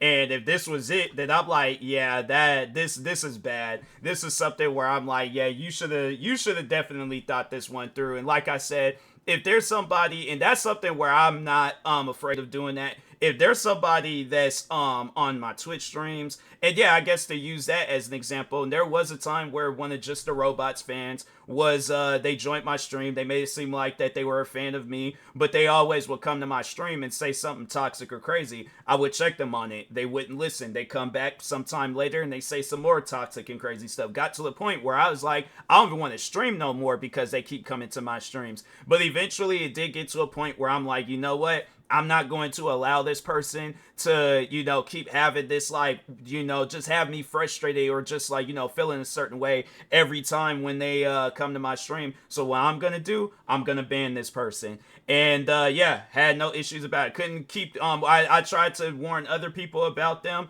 If they banned him, they did. If they didn't, they didn't. But overall, I was like, yeah, this is a situation where I'm like, I got to take it upon myself and ban them, and yeah, but I'm like, I'm not going to bully them. I'm not going to harass them. I'm not going to, say I'm not going to do anything that's going to put me in a situation where I'm going to be having to answer for some stuff. So yeah, I was like, nope, I'm not even going to continue on with this person, banned them, and yeah, went on about my business. But anyways. Doesn't get across. How do you know that it was proven to Rosa that this person was a predator and she believed and knew that? Literally. Go ahead. Yeah, I was literally going to say that we've seen literally everything that was sent to Rosa. That doesn't prove that she acknowledges it as being true. I've been sent bullshit before that I didn't believe. What proof is there that Rosa believed that they were a predator and actively chose not to do anything about it? Because when we had the initial call with her on Techno's channel, this is before I even knew this person was involved in it, it was brought to my attention that she was part of that server, and the moment I brought up Necopon, she admitted that she knew what this person had done and did not immediately ban them. Okay, thank you. But that my point still stands. Do you honestly think that all of the ad hominems and active bullying, because that is what this is helping the situation? Yeah, I can't help but agree with Panda. Do you think that maybe I'm Rosa... like, yeah, Ponder. I'm like, she's somebody where I'm like, nah, kidding. I'm like, if there's ever a situation where I gotta go to court, can you be my lawyer? I'm like, I was getting ready to say that. She got like that strong, like, just powerful voice about her where it's like, like you hear her arguing with somebody. It's like, most likely whoever it is that she's arguing with, they did something. So yeah, I'm like, Ponder, I don't really know the history because I'm new to everybody in this like in this community and just everything that's going on. So like I'm not saying that she is canceled or got canceled for something, but I mean she is. That's that. But for the sake of this part of the video, she is defending this Rosa girl, and that's something that I can respect. That's something where I'm all like, I don't know you like that, but I'll give you, a little like a little dap real quick to just let you know. I'm like, hey, you handled your business in this situation, and that's that type of stuff where I can look at that, and that makes me just proud and happy that somebody is like, they just carrying positivity all over the place and things. Like, I don't know her, but I'm like, that's that type of stuff that'll motivate me when it's like, if I see some stuff, I'm like, all right, I gotta use that strong, stern voice that she got and, speak up for somebody and things. I mean, I have before. I'm not saying like, oh, I ain't never spoke up for nobody prior before this moment. I'm like, I have, but I feel like, this is just, it's just that extra motivation and push where it's like, I don't care if it's something that I'm not even a part of. I'm gonna speak up and I'm gonna say something. But anyways, is just gonna view this experience as a means of victimizing herself because you are all actively bullying her, so turning her into a victim in her own mind. You really think that's helping? This is the part of the call where Ponder and I join the conversation, with Ponder leading the conversation and introducing the issue to Lio and the other parties. As you can tell, I am a very anxious person. I don't do well in confrontations like this. I don't do well in debates. I don't do well trying to deal with a situation I have no context of in a VC with 100 people at 4 AM. For reference, I tend to shake pretty much uncontrollably when I'm dealing with situations like this, and while I don't really speak about my own mental health on the channel often, and obviously I play up my persona, which isn't actually how I am in real life, shocker, I don't think this information is surprising, and people like Lio, Peaches, Omnia, etc. already know about this. So what you see in the following clips is my not-so-subtle attempt to de-escalate the situation and try and stop what was immediate discrimination and harassment towards a less able person, while letting Ponder lead the conversation as I believe they are more eloquently spoken than I and can articulate the point better than I could. And the last time I had a run-in with... Sorry to pause, I'm like, I know, I was like, that's why these videos be like 2 hours long, but No, it's like the thing is this. I can relate to what Harley had just said. You know, it's like I guess on some like situations where if I'm getting like really upset, then yeah, then it's like one of those things where I'm all like I can feel myself shaking, and you know, it's one of those things where it's like okay, I need to calm myself down. But no, it's like I do remember I guess like to just give out some advice on like debating and stuff. Like debate people that I guess, you know, that's worthy of debating. Like every debate doesn't need to be performed because yeah, and I know there was at times where people in Just the Robots community wanted us to debate, and at one point in time I seen a reason to do so, but then as the time went on I was like no, there's no reason to debate him. Like despite things that like I might say like, because I think I have said it in videos where I'm all like no, I want to debate them guys just so I can overall showcase like how their stupidity works and things, like how it's just actively just, you know, going. But no, it just gets to a point where I'm like, you know, debating people, it's not fun. So I mean, like, yeah, I guess like if you do want to debate people where it's like, okay, I know that I'm gonna have a, like, I guess if you're looking at it like a game of poker, you know that you're gonna have a good hand in this game. But overall though, it's like if it's a debate not worth debating, it's like it's just something where I'm like don't even get yourself involved. I guess like the best debates to have is debates that you have with friends about like random dumb stuff, you know, where it's all like, do you think I don't know, like on some like hand-to-hand fight or something, do you think like the witch and Dorothy from the Wizard of Oz, do you think like who you think will win that fight? And I feel like that's one of those things where it's like we get to laughing about it because it's so silly, but we have like that strong worded conversation about it. Like, yeah, you know, debating and stuff. So, but it's just things that we can laugh about and be all like, you know, I'm making good memories with my friends. So if you're looking for like the best type of debates, is those types of debates that you have with your friends where it's like you guys are literally laughing and hurting your stomach because of how hard you're laughing over the debate. But anyway. With Lio, it was because one of my mods was dragged into a Senate call and verbally berated by parties of Senate, including the content creators at the top, until they cried and had a mental breakdown. I don't have a great impression of this server, and I was under the impression that if I spoke up, Lio would immediately try and group me in with this person and make it worse, which is why I chose to start talking in the chat, and which is why I went to Ponder, because I planned instead to respond to this call retroactively, after it had finished and after I had time to digest, listen to the full call, and give my thoughts, which I have done to Lio in the past when it comes to situations like Spocters. And even then, I don't really think it reflects well on anyone in here when we have a person on the spectrum and then there's a bunch of people calling them... Hold on. Like, it doesn't look good, right? Doesn't look good? You're worried about how this looks? It's not good. It's bad. It's really bad. Also, Harley, I don't know whether or not you're on the spectrum. I don't know who you are, but is a slur. And if you aren't able to reclaim it, I'd prefer if you just refer to it as the R slur. You don't have to repeat it. I shouldn't have used the word here. I was quoting Coyote Lovely in criticism of his use of the slur, and I only did so because I felt I wouldn't be taken seriously by this group of people if I did not. But I would say I am neurodivergent. The other creator knew that I was seeking a diagnosis when they made this point, and to be honest, it should probably be obvious at a cursory glance. It doesn't look good was another effort from me to meet these people at a level where I felt it could provoke change and stop them from hurling their at the victim, and it seemed to be effective as it led to Coyote Lovely apologizing for hurling the R-slur at the victim. I have apologized for this. It was over a year and a half ago, and I don't think it's reflective of how I would handle this situation now. Let me go ahead and start talking now, since apparently everybody wants to concerning this. So a few things here, specifically to Harley, and that was Scritus, I think. I know you guys aren't here very often, but I want to explain something about how this room works. If you take issue with what somebody is doing, voice it. You should not have taken Ponder coming in here and being louder to get my attention to let me know that you two also don't have an issue with this. If you I only tuned into the conversation because I was listening for a little bit and it kept getting a lot worse as the call went on. Going forward, if that happens again and you're worried about speaking out because of XYZ, my DMs are open. This is a server where you can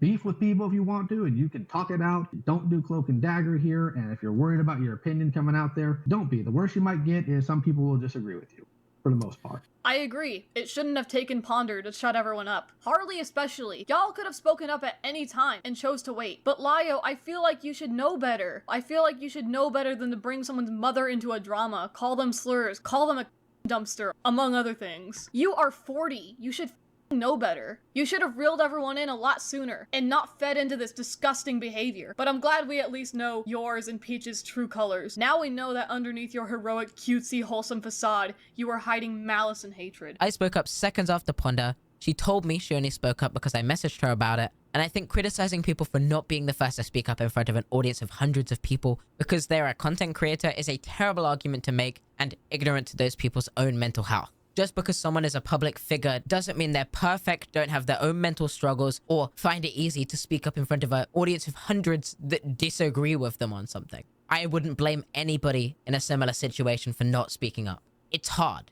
Really fucking hard. Cindy did apologize for this though in a pinned comment, which I do not feel is enough because the video is still on the channel. But regardless, quote, a lot of people were criticizing me for the section on Harley TBS. I only saw their video after mine was uploaded and oops, I was wrong. I was way too harsh on them and thought that they did a lot less than they actually did. I'm sorry. You all should watch their video on the situation too. I'm glad she apologized, even if I wish she removed what she said about me entirely from the video if she wasn't going to do a follow-up, but I don't hold any grudge against her for this. I will admit though, it has been hilarious watching someone who just admitted in their own words to grooming a minor spout nonsense talking points about me. Put yourself in my I've made 2 videos calling out an alleged predator, and then I find out they have a video with 300,000 viewers on their channel accusing me of all of this. I wouldn't have addressed this here otherwise, but I feel not including this could be obscuring external context on this situation, which would influence any commentary I have on her. I don't want there to be a conflict of interest here that isn't discussed within the video. So I feel it's important to bring it up and tackle it head on. This is all so unreal. Almost on the same level as finding out that Jar was behind me in a CVS pharmacy when I was with my friend James, and I didn't even know about it until I watched one of the calls covered in this video that he'd done about this a week ago. I found this out 2 years after it happened. I wasn't looking for them. Like, I wasn't looking for Mal or the others. Like, I swear, first person I saw at VidCon was Harley. I think they were in a CVS pharmacy with possibly the right opinion. My roommate can confirm this for me. My roommate can. And I was just like, I don't want to interact with Harley. Like, Harley and the others are upset with me. I don't want to interact with them right now. This is actually terrifying, if I'm honest with you. To know he was meters behind me and I didn't know. I made a joke of it in the last video, but to be honest, my paranoia about this has only continued to grow. Genuinely, what the f***? But then you have things that are a little bit worse, like her saying to a 13-year-old that she's looking for a not safe for work chatbot to talk to because she's horny. Maybe this is just me, but I don't think you need to be telling 15, 14, and 13-year-olds that you're horny. She didn't send this to a 13-year-old. He messed up. This was posted in a 13+ Discord server. The issue is, you shouldn't ask children or fans for NSFW. Yeah. This should be an easy point to make. How did you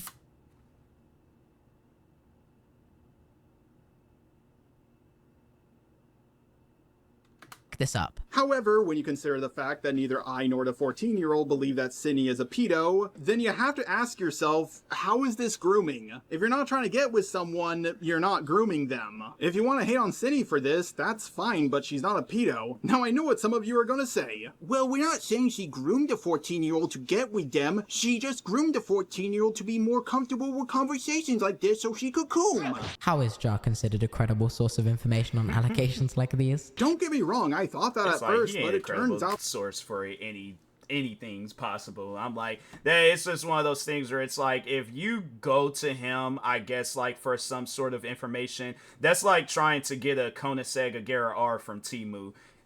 It's not, yeah, it might be there, but it's not what you're going to be expecting, I guess, if you were to actually go to a reputable car dealership and get you, a Koenigsegg Agera R, so it's one of those things where it's like, yeah, you might possibly learn something from him, but it's one of those things where it's like, yeah, it's best to do extensive amounts of research, because, yeah, it's like, if Just a Robot was a teacher, there's gonna be some. I just remember how, like, when we found out we were graduating high school, there's a table of white cards to let you know that you were graduating, and then there was a table of blue cards where it could be numerous reasons on why you're not graduating. It could be from you like have some fines that you need to pay, of course, like stuff where it's like you don't have enough credits, or you didn't yet like pass your classes. I guarantee and I promise you every kid would that Just a Robot would have taught, they would have been on that table with the blue cards and stuff.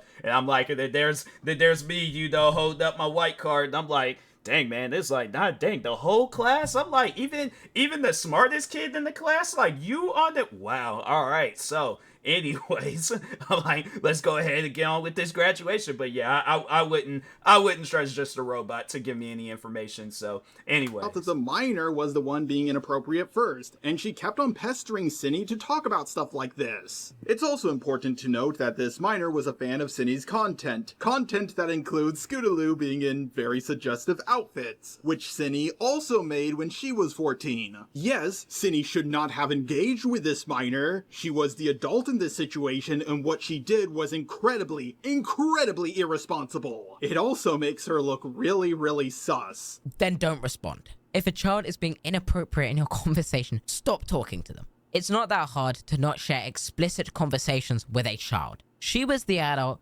she had all the power here, and she should know better. This is not sus, and I don't know why we are using such particular language to walk around calling this what it is. Synni knew the minor's age. She asked early in the convo. Sure, she could have forgotten this person's age. I talk to a lot of people myself, and it's hard to keep track of stuff like this sometimes. But she acknowledged that this person was young a few more times. You do not lose track of the age of someone that you are sharing NSFW with. You either know they're an adult, or you know they're a child. If they're a child, you should know that you shouldn't send them NSFW. Exactly. She asked, she got the answer, she knew. You are a grown man, Jar. What reason do you have to defend her doing this? Then they started to talk about, not safe for work stuff. But none of the not safe for work topics they went over were nearly half as bad as some people made them out to be. Like, some of this quote-unquote not safe for work stuff includes lyrics from the song, I like big butts and I cannot lie. I heard that in the Shark Tale movie. Jar, you know these are not the conversations people have an issue with. You're being dishonest. There is no other way to describe what you just did. You control the structure of this video. You chose to put her messages in an order so that the first conversation shown in this video isn't the one where she sent them an SFW, but a conversation about some song lyrics. But what about the inappropriate pictures, like her sitting on a pile of sand corpses while hugging boy? Is hugging now or something? Again, you know better than to pretend that this is what people have an issue with. Did you think the average viewer was ignorant enough that they would not check you on this? Pictures of her in boy and bunny outfits. Woo, so scandalous. 1, why was this not the first image shown here?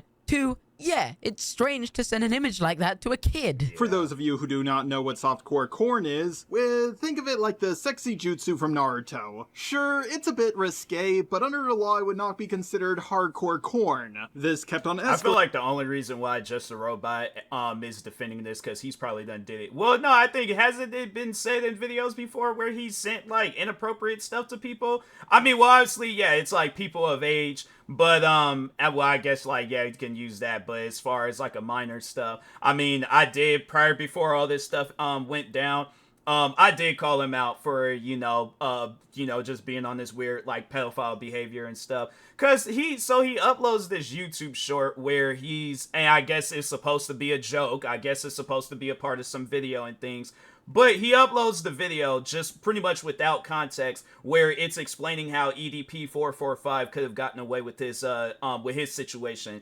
And I'm thinking to myself, whether it's a joke, a clip in the video, however you want to put it, that's not a video that you upload onto YouTube. Like, it's just, yeah, it's one of those things where it's like, fam, you have to sit down and see the wrong with that video. Yeah, if that's your sense of humor, then it's like, okay, then you got a dark sense of humor, and you might want to change it up and things. But yeah, it's just things like that where I'm like, okay, then, you know, don't be surprised if people see it and then they gonna feel a certain way about it. But yeah, it's something where I'm like, I don't get that type of conversation. I don't get that. You know, it's something where I'm like, I guess with me, I'm different.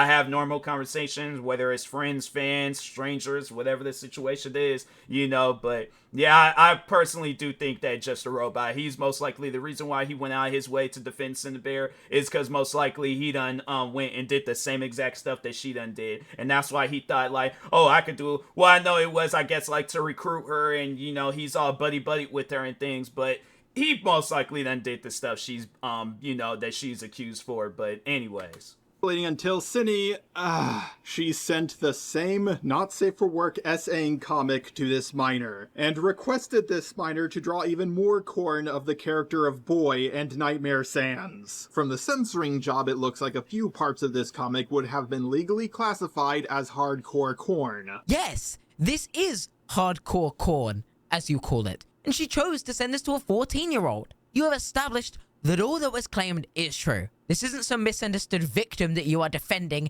It is someone who was called out for what they did and admitted to every single claim. The absolute worst thing Cinny sent was this picture of Boy fingering her avatar. However, it should be noted that the doc maker was not the one who censored this out. It was actually Cinny herself. When I first saw this, I thought, yeah, Cinny's guilty. But when I found out that she censored the worst parts of this comic herself, it made her look far less guilty than I was previously led to believe. Why does that make her look less guilty to you? She still sent them, albeit censored, artwork of her being fingered. This isn't like she'd censored it for a video. She chose to send this to a child's private messages. It's still bad.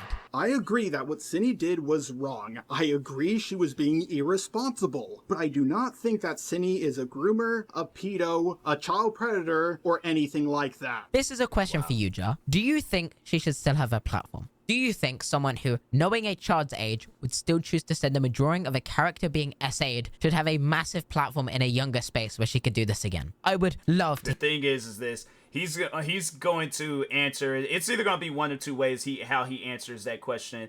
If he wasn't facing a lot of backlash for it, he most likely would say no. He's like, no, she doesn't deserve to be deplatformed. He's like, and so he'll say something stupid, but overall what he's really saying is that we have more fans than you, so our word is going to mean more to us than I guess you and things, or it's like it's going to matter more and stuff. But since he is being called out for this and he is receiving backlash, he's like, I am going to say yes, but I really want to say no because I don't want to admit fault and that you're right and that I'm wrong. So that's how he would answer them questions. Hear your answer to that. Did Cinny really say she was going to kill Jack? Well, yes, but there's some much needed context that you are missing. First of all, it's sad that people are flipping out over this and taking it so seriously. People have said they're going to kill me on Xbox Live lots of times, and I've done the same. Me and my roommate jokingly say we are going to kill one another all the time. This is clearly not the same scenario, though. Yeah, Crashing out.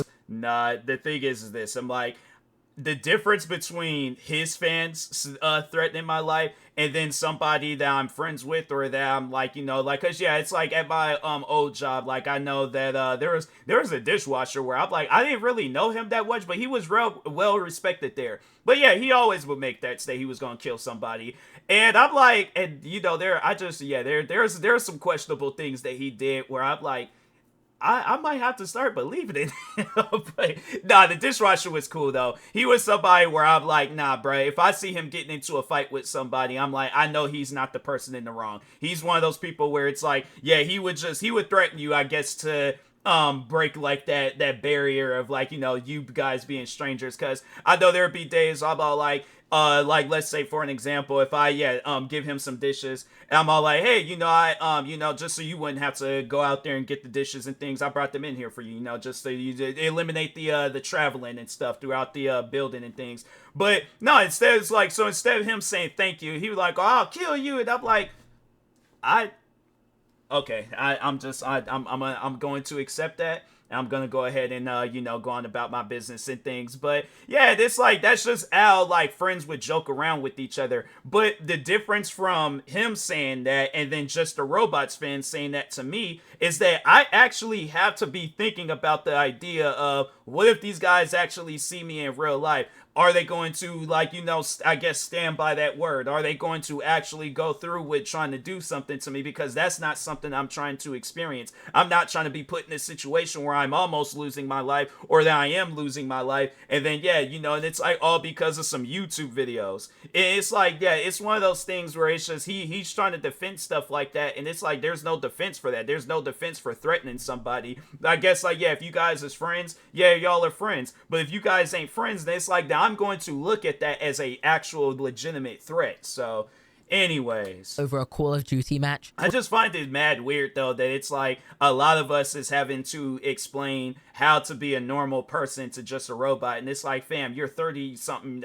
It's either you're almost 30 or you are 30 or you're over in your 30s and things, but it's like regardless of the fact you are an adult, you should know the difference from right and wrong and stuff. It's like we as a community shouldn't have to explain to you what's the difference from right and wrong. But yeah, it's like, and I guess like, oh, it's because I was homeschooled. Fam, do you know how many people out there have been homeschooled and they grow up to be normal? I'm saying it's like, there's been a lot of people out there homeschooled. Wasn't that one dude from The Blind Side? Wasn't he homeschooled? And I'm like, I have yet to see this man go up on YouTube defending the pedophile. So that's why I'm like, man, come on now. Or joking with your housemate is one thing. Being called out for heinous allegations largely by someone you live with and then threatening to kill them is another. Oh no, she said she would kill Jack because it was accusing her of SAing because it rescinded its consent, which is something you can't do. Kind of seems weird that Jack rescinded his consent at the absolute perfect time. Sorry, but if you give me or anyone consent, you can't just take it away months later. You can give your consent when something is happening or about to happen, but not months after the fact. Why are we pointing fingers here instead of addressing what she did? If she threatened to kill him, that should be your focus. I can't believe I have to explain this, but apparently I did. Also, me and my roommate touch one another's asses all the time. It's a form of bonding with guys. If Professor Dreadlock decided to take away his consent months after the fact and painted me as a groomer, I would put him 6 feet under. What is this argument? Your own boundaries with a friend are entirely different from other people's. Nobody has a right to touch you because other people have their own feelings on it. How you would feel about something like this could change depending on the person, where you are, what you're wearing, or due to a million different reasons. You should know this. Also before this, Cinny was going over the stuff of her roommate painting her as a groomer. The second screenshot, the one about the gun, was sent after Jack moved out of the house. Jack made a Twitter thread saying he has more info on me, is making a second video on me. He said he was talking to my friends and coworkers all day and is now staying with my coworkers, I think, but I don't know which ones. He said he's stealing my friends, and he said, live and suffer, Synnibear03. After I saw Jack's Twitter thread, I had to leave work early. I bought a knife, pepper spray, and a crowbar to protect myself. I'm thinking about buying a gun, too. I screamed at Izzy over the phone when she was trying to comfort me, but I was convinced someone was in my apartment, and they were going to kill me as soon as I entered the place. I parked in a neighborhood 30 minutes away from 30 minutes away from where I live. And Izzy went to my apartment to check all the rooms with Jade. I thought someone was there and would kill her, thinking she was me, and I was so scared to try calling her again. Everything was cleared though. I came home and checked all my rooms for myself, my pepper spray in hand. I broke down crying once I saw Stupid. Stupid is the name of the cat, and I slept in my room.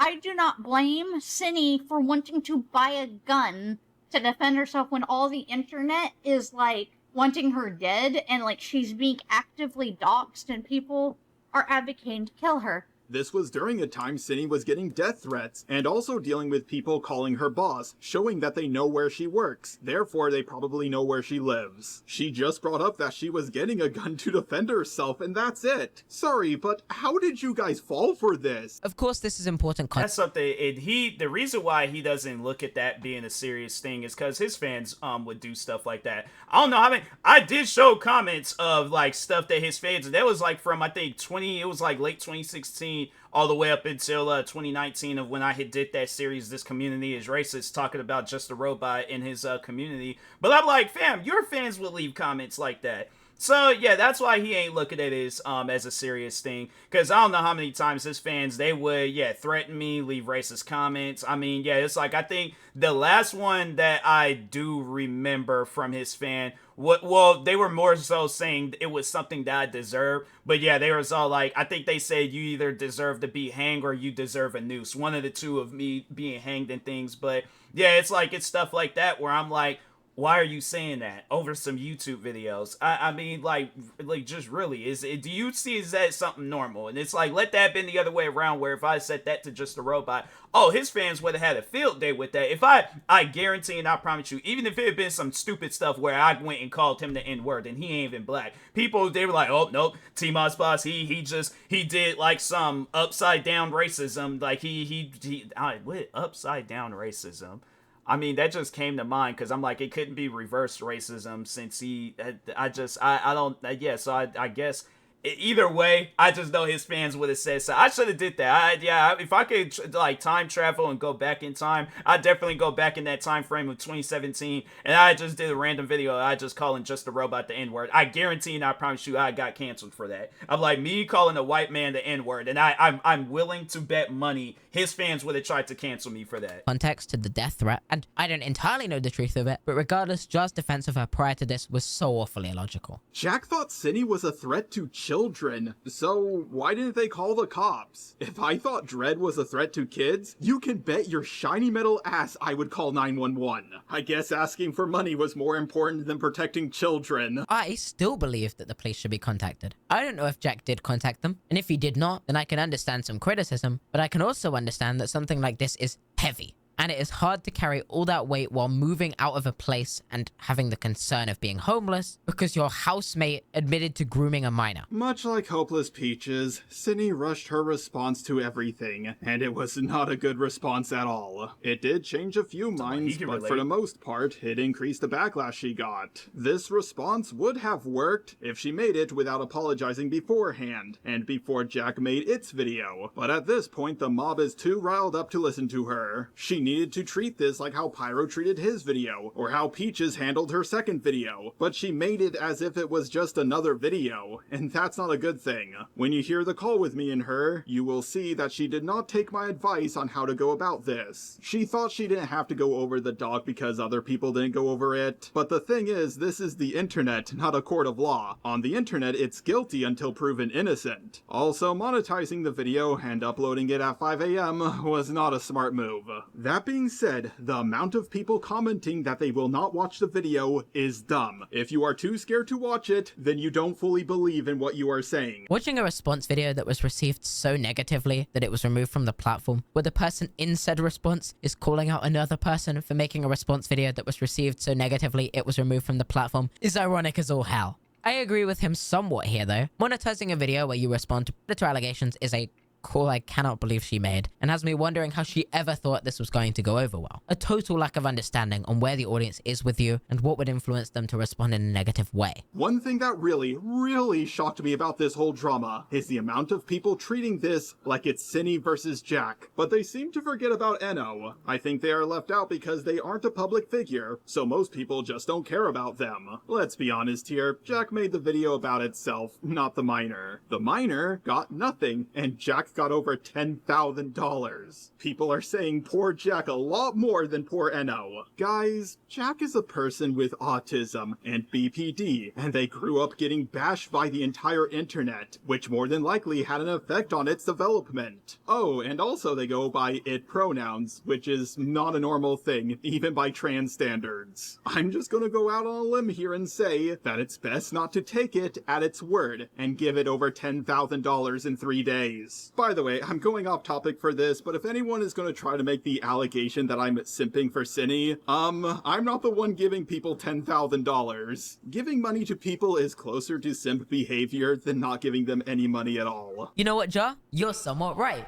You aren't simping for her in the same way that Jack supporters simped for him by donating money to help him out of a I'm living. like, wasn't he? No, because I think somebody did point that out, that Just the Robot, like, he had like some GoFundMe, I guess, for his. So I'm like, so what? Like, overall, the people that are donating, I don't think it was for Just the Robot. I think it was for somebody that he knew. But I'm like, so what? The people that are donating to this GoFundMe, I'm like, they're simping for that. It's like you trying to make it sound like it's a bad thing or something. I'm just saying it's just something. It's things like that where it's like, yeah, he don't think about this stuff he say before he say it, and it's like, yeah, it's just a lot of things that he contradicts himself on. But anyways, space with the you're simping for her in a way where you make an 1.5 hour long video defending her from allegations while syncing your own platform. What you're doing is much more embarrassing. After looking over everything in more depth than 99% of people talking about this, I can safely say that this drama was blown up to a level that it had no business getting to. I love how people would try to debunk me on Twitter by sending me the doc they didn't read. I think the irony was lost on them. The commentary community's coverage of this entire drama was absolutely gross. You guys really need to stop spreading what is currently the popular opinion without looking into things deeper. Face the facts, Synni already quote-unquote admitted to it. You weren't making videos on her to spread the word around, you were just doing it to get a quick buck. You weren't concerned about the safety of minors, you were concerned about getting clout. You guys should have learned your lesson from the Peaches drama, the Spoctor drama. It's funny how he mentions that, and it's all like, so what were you trying to do with the people that you were trying to recruit? It's like, that's the whole reason why he even wanted to be all buddy-buddy with Synnibear in the first place. It's like, you was using her for clout. So it's things like that where I'm like, man, you know, it is most likely other YouTubers where he doesn't say it, or not him, but it's like other people then said where it's like he's used them and stuff. But, yeah, most likely if this stuff wouldn't have, like, I guess, blown up like how it did, he would have used Synnibear, probably would have cut her off at some point in time, bound like, oh, you're no value to me, be gone, you peasant. And then, they would have just moved on to the next victim. I'm saying, I feel like it's gonna be a situation where a lot of different people talk on their experience with just the robot using them and stuff. So, yeah, it's like, cause, yeah, it's like he is that type of person where it's like, if you don't do anything of value for me, you have no reason of being associated with me. And I'm like, to me, I don't know. I find that messed up. I'm like, there's at times where I'm like, I'm saying that there's a bus driver I remember that went and she seen that I was running for the bus and she stopped the bus. And I'm like, that stuff that I still think of to this day. And I'm like, if there's a point in time, I don't remember what that woman looked like, but let's just say if I did remember her and things, and let's say it's like, you know, like 10, 15 years down the road, we're at like a Foot Locker or something buying some Jordans, and she's like $10 short. You best believe I'm like, hey, remember that time you stopped the bus for me? I'm like, nah, where's my wallet at? I'm like, yeah, you take that $10 and you wear them Jordans and things. I'm like, yeah, I'm not on the like, oh, well, could you stop the bus for me again? I'm like, nah, even if it was a situation where it's like I didn't even know who the person was, my thing is this. And no, actually, the funny thing is that with so many different Twitch streamers, I'm like, yes, especially streamers I end up becoming cool with, I'm always shouting them out. I'm always doing some sort of video to help them.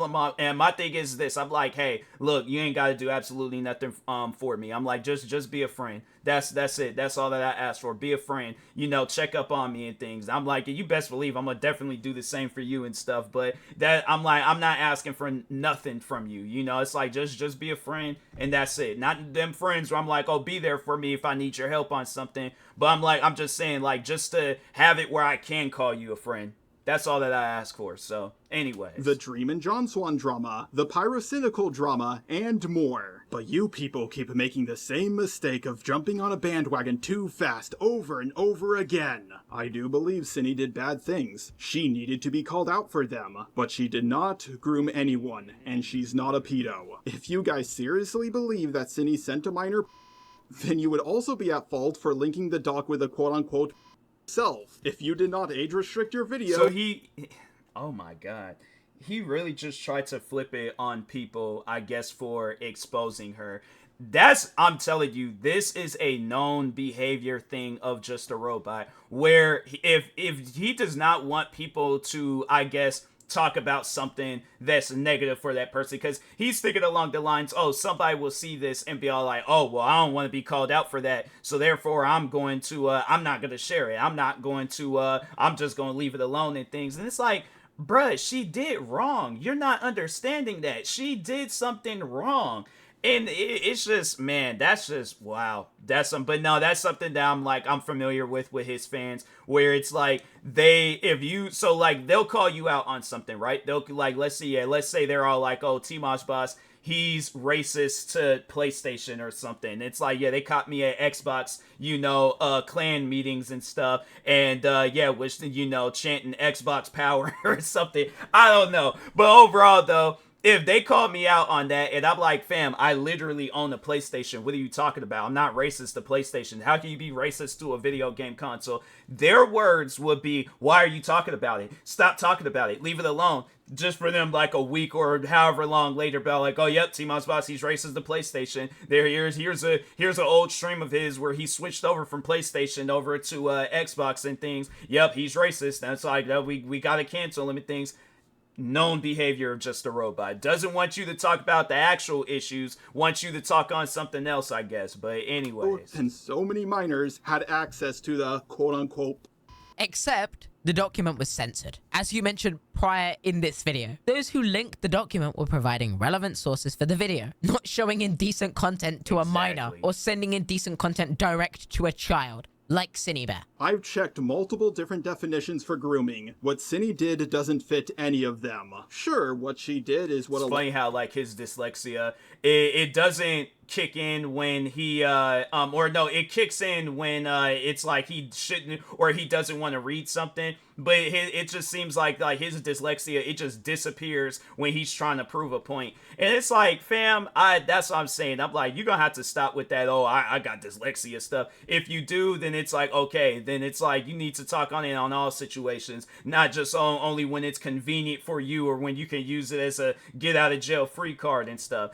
Yeah, bro, that's why I'm like, you looked up multiple definitions, but you can't apologize to people where it's like you've done them dirty and things. But anyway, a lot of groomers do when they start grooming, but they tend to escalate things, and she didn't escalate things for 6 months. Or who knows, maybe I don't know what I'm talking about. Maybe I don't actually know what grooming is. I know the ArchCC is more than likely going to try to use this video against me. They are going to paint me as someone who is okay with degenerate stuff being shown to kids, or that I'm defending a groomer. You do not know what you're talking about. You don't know what grooming is. I am going to use this video against you. You are defending a self-admitted groomer.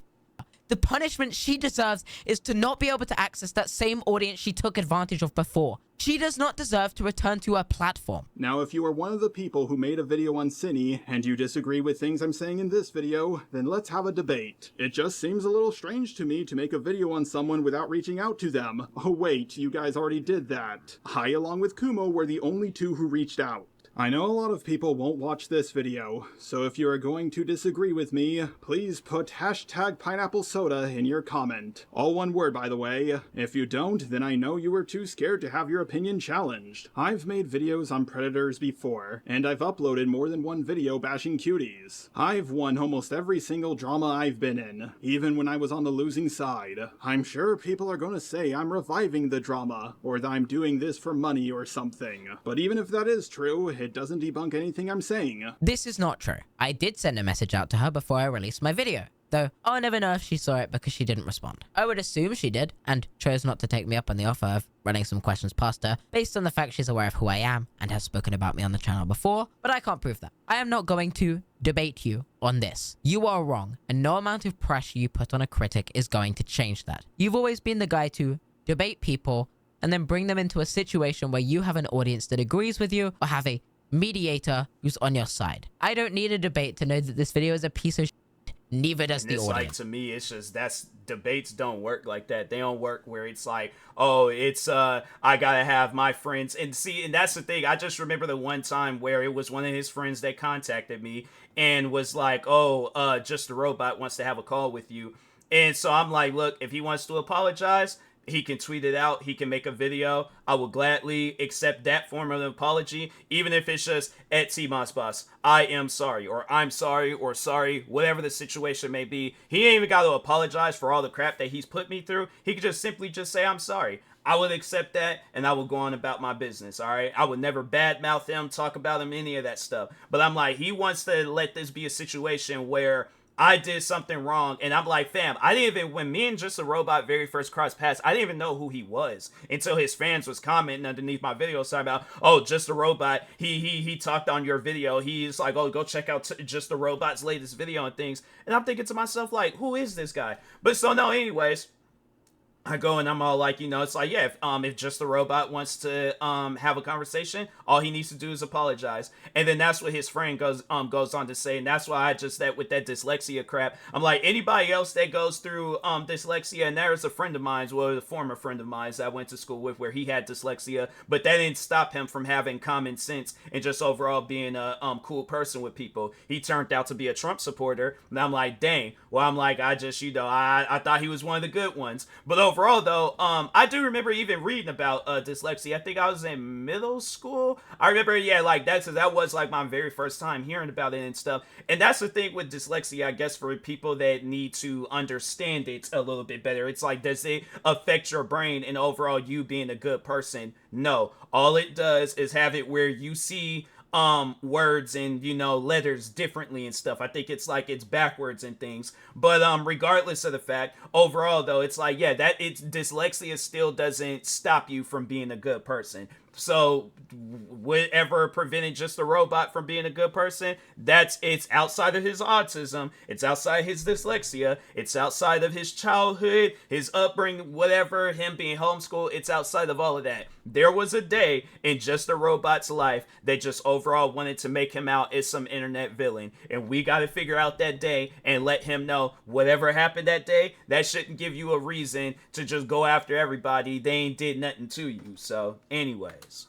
Hashtag pineapple soda. I've made videos on predators before, and I've uploaded more than one video bashing cuties. I've won almost every single drama I've been in, even when I was on the losing side. I'm sure people are gonna say I'm reviving the drama, or that I'm doing this for money or something. But even if that is true, it doesn't debunk anything I'm saying. People will more than likely bring up the Toby drama, but last time I checked, every single video covering my Toby video is gone. Every last one of them.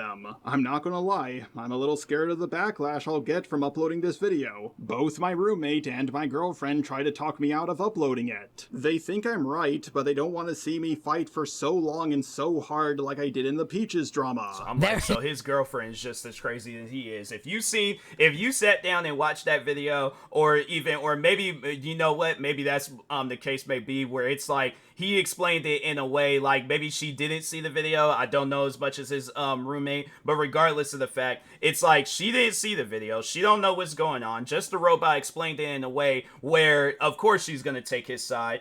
Or I don't know, maybe that's just something that he just does. I'm like, yeah, I feel like that should be brought to the light too, where it's like, he has a way of manipulating people into believing him and things on whatever it is that he says and does. But overall though, it's like, it's either that, she don't really know the facts and the details of the situation, or Just the Robot's girlfriend is just as crazy as he is. And it's a situation where I'm like, both of y'all don't. I'm like, hopefully she don't ever have no platform if that's how she's thinking. But yeah, it's one of those things where it's like, if not that, then it's like they seen the wrong with it, but they just didn't want to argue with you because they're all like, yeah, there ain't no getting through to them. So yeah, hopefully, you know, it's a situation where they don't agree with you. They don't actually agree with you, but if they do, then yeah, your roommate and girlfriend, they just as crazy as he is. So, but anyway. It is. I've won almost every single drama I've been in. I told you we can't stop saying it. This is BS. And this drama shows it, but that's obvious. He's under the impression that because he made videos on drama that an audience was already decided on, after some other creators had come out with a video expressing the opinion that he goes on to regurgitate in his video, that he's won the drama.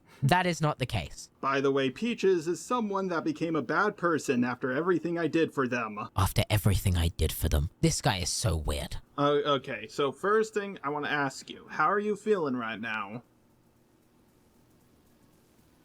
Kinda dead inside. That sounds about right.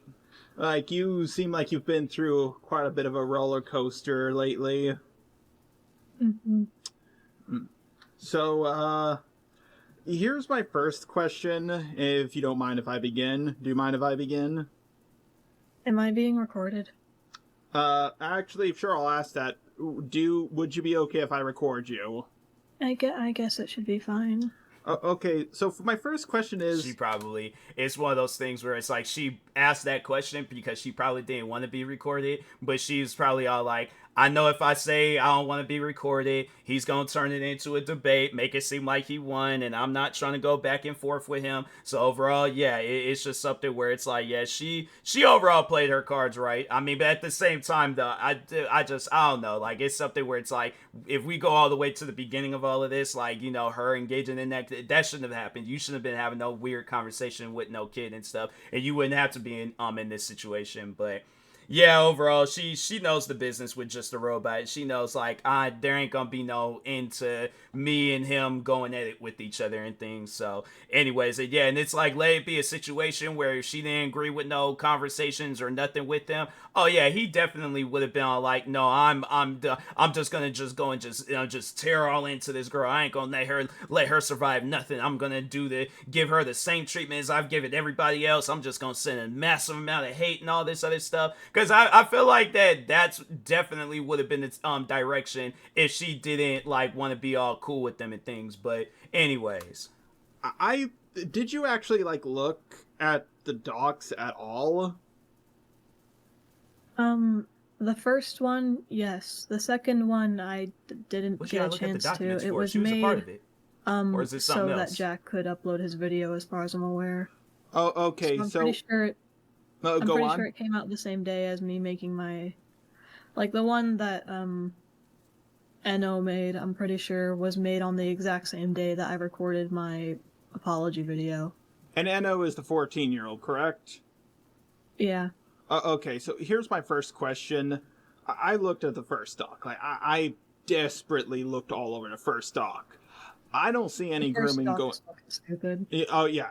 Like Cindy had her avatar in sexual poses, and I was like, yeah. Have you not seen Naruto or any PG-13 anime? This is unbearable to listen to, especially because he hasn't even looked through the documents while saying all of this. Her, knowing what she'd sent to the victim, must have been so confused when he said this. No, I think a lot of that document was just complete horseshit. Honestly, there were, of course, there were like some things that I do think were problems, like the actual issues, but a lot of it was just bullshit. Yeah, like I was looking at that and I was like, this is so much nothing. Like, okay, sure, there's some stuff in here, but like 90% of it was just nothing. Like you saying, oh, this fan art someone made for me is sexy. It's like, oh no, that she said sexy. I heard the word sexy in a Shrek movie when I was a kid. Like, oh no. I know it's been said before, but it's obvious he entered this call with his mind made up. And I feel like because of that, not much will come from this. He's defending her in his questions, doing the work for her so she doesn't have to say much. Have you ever dated a woman? When I was 14. Of course you did. And I ended up breaking up with my girlfriend when I was 16 because I realized I didn't love her like that, because I realized I don't like women like that. You were just a bit bi-curious, right? Yeah. Yeah, that makes sense. Well, once I kissed an Italian guy, but that's not important right now.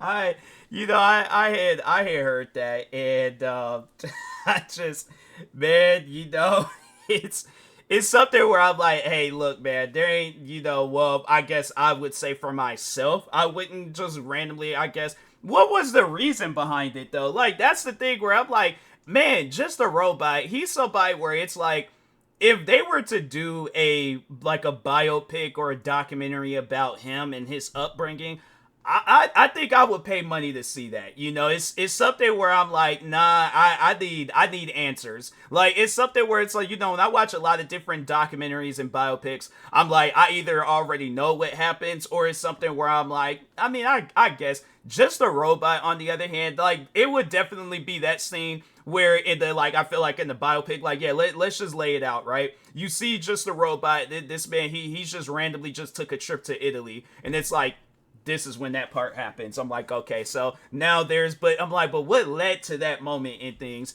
And yeah, you know, Just a Robot just probably going on one of them just so crazy spins where it just nothing in his life makes sense. Just grabs a random Italian man and just kisses him. And it's like, just catches you by surprise. All right, well, I mean, I guess I don't know why, but I guess if that's what he wanted to do, then yeah. But I remember hearing that, and I'm like, man, Just a Robot. Hey, again, there's nothing wrong with just, I guess, like, if you are attracted to, to a man and you see an Italian man and then that Italian man consents to the, to the kiss, like you guys have a mutual agreement, then yeah, go ahead and, kiss that Italian man. But anyways, let's move on from that part of the video. What you did was bad. Very bad. If you better thank your vagina. If you had a PP, you would be, oh man, it would not be good for you if you had a PP. Oh man. Let's be real here. You would not feel this way. Why does he have to say it like that? Like, why you get it like if you were a man? Like, just it's something where it's I don't understand. I mean, maybe he has his reasons, but yeah, it's something where I'm like, bro, talk like your age. It's like, oh, he's like, you got a pee-pee, and it's like he's trying to hide it or something. Like, that's what I'm saying. The way Just a Robot talks, that's why I couldn't sit down and watch no full video of his back, like when we very first got into it, because I'm like, this is annoying. Like, it's that type of stuff that'll drive me into a rage, and then I would, if I had to sit down and just watch nonstop Just a Robot videos, I guarantee and I promise you, I will be an African American Joker. Like, I'm shutting down the water supply in the United States. I'm shutting off the lights in Canada.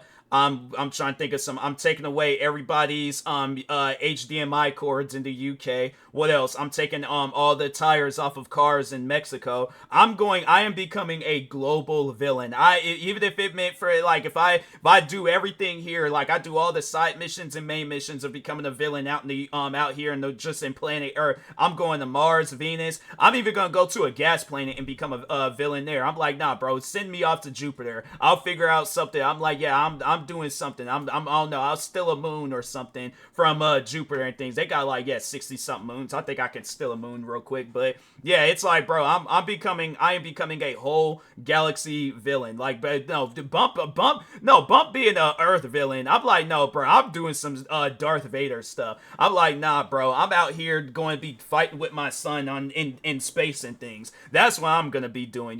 Fighting with my mentors and things, and putting my wife in a but Darth Vader, he used the Force that he used to choke out whatchamacallit, his the girl that he was married to. But I don't think I would do that. I'll probably put her in a headlock or something, because I couldn't go that extreme with it. But yeah, I'm saying, like, I would become a whole villain if I had to sit down and just watch Just a Robot videos. What about her if she wasn't a woman? Based on what he just said, he's under the impression that this would be unacceptable for a man to do. I remember people like getting really upset with me when I tried giving like Spockter the benefit of the doubt in my video, where I was just like, maybe he just forgot about it, and then people were like calling me a dick rider.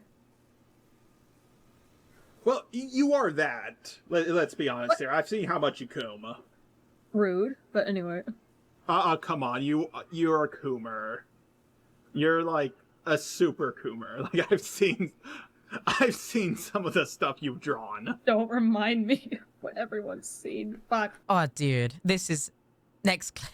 I had to change my Spockter thumbnail, like the one where you said, coming up to get a cupcake, because I was like, oh, people might take this the wrong way. And I don't like Spockter, but I don't think he's a groomer or anything like that. So that's why I had to change the thumbnail. Oh, come on, Jar. That's not why you changed the thumbnail. Why don't you tell the full story? You tweeted the thumbnail. I and several others said it was a terrible idea. You said I was never your friend. And then you went around asking creators behind the scenes for dirt on me. Say it how it is. Or does that not sound as nice as I realized it was bad and I removed it? Does the I here mean literally everybody else but me? One thing I want you to tell you.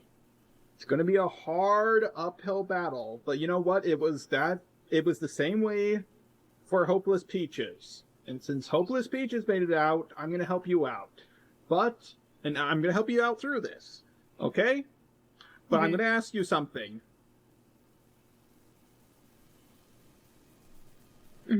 Okay. Please do not backstab me. That sounds exactly like that. I remember just the night where me and him, when we had a conversation. It was like the last time we had a conversation, but it was back in 2016.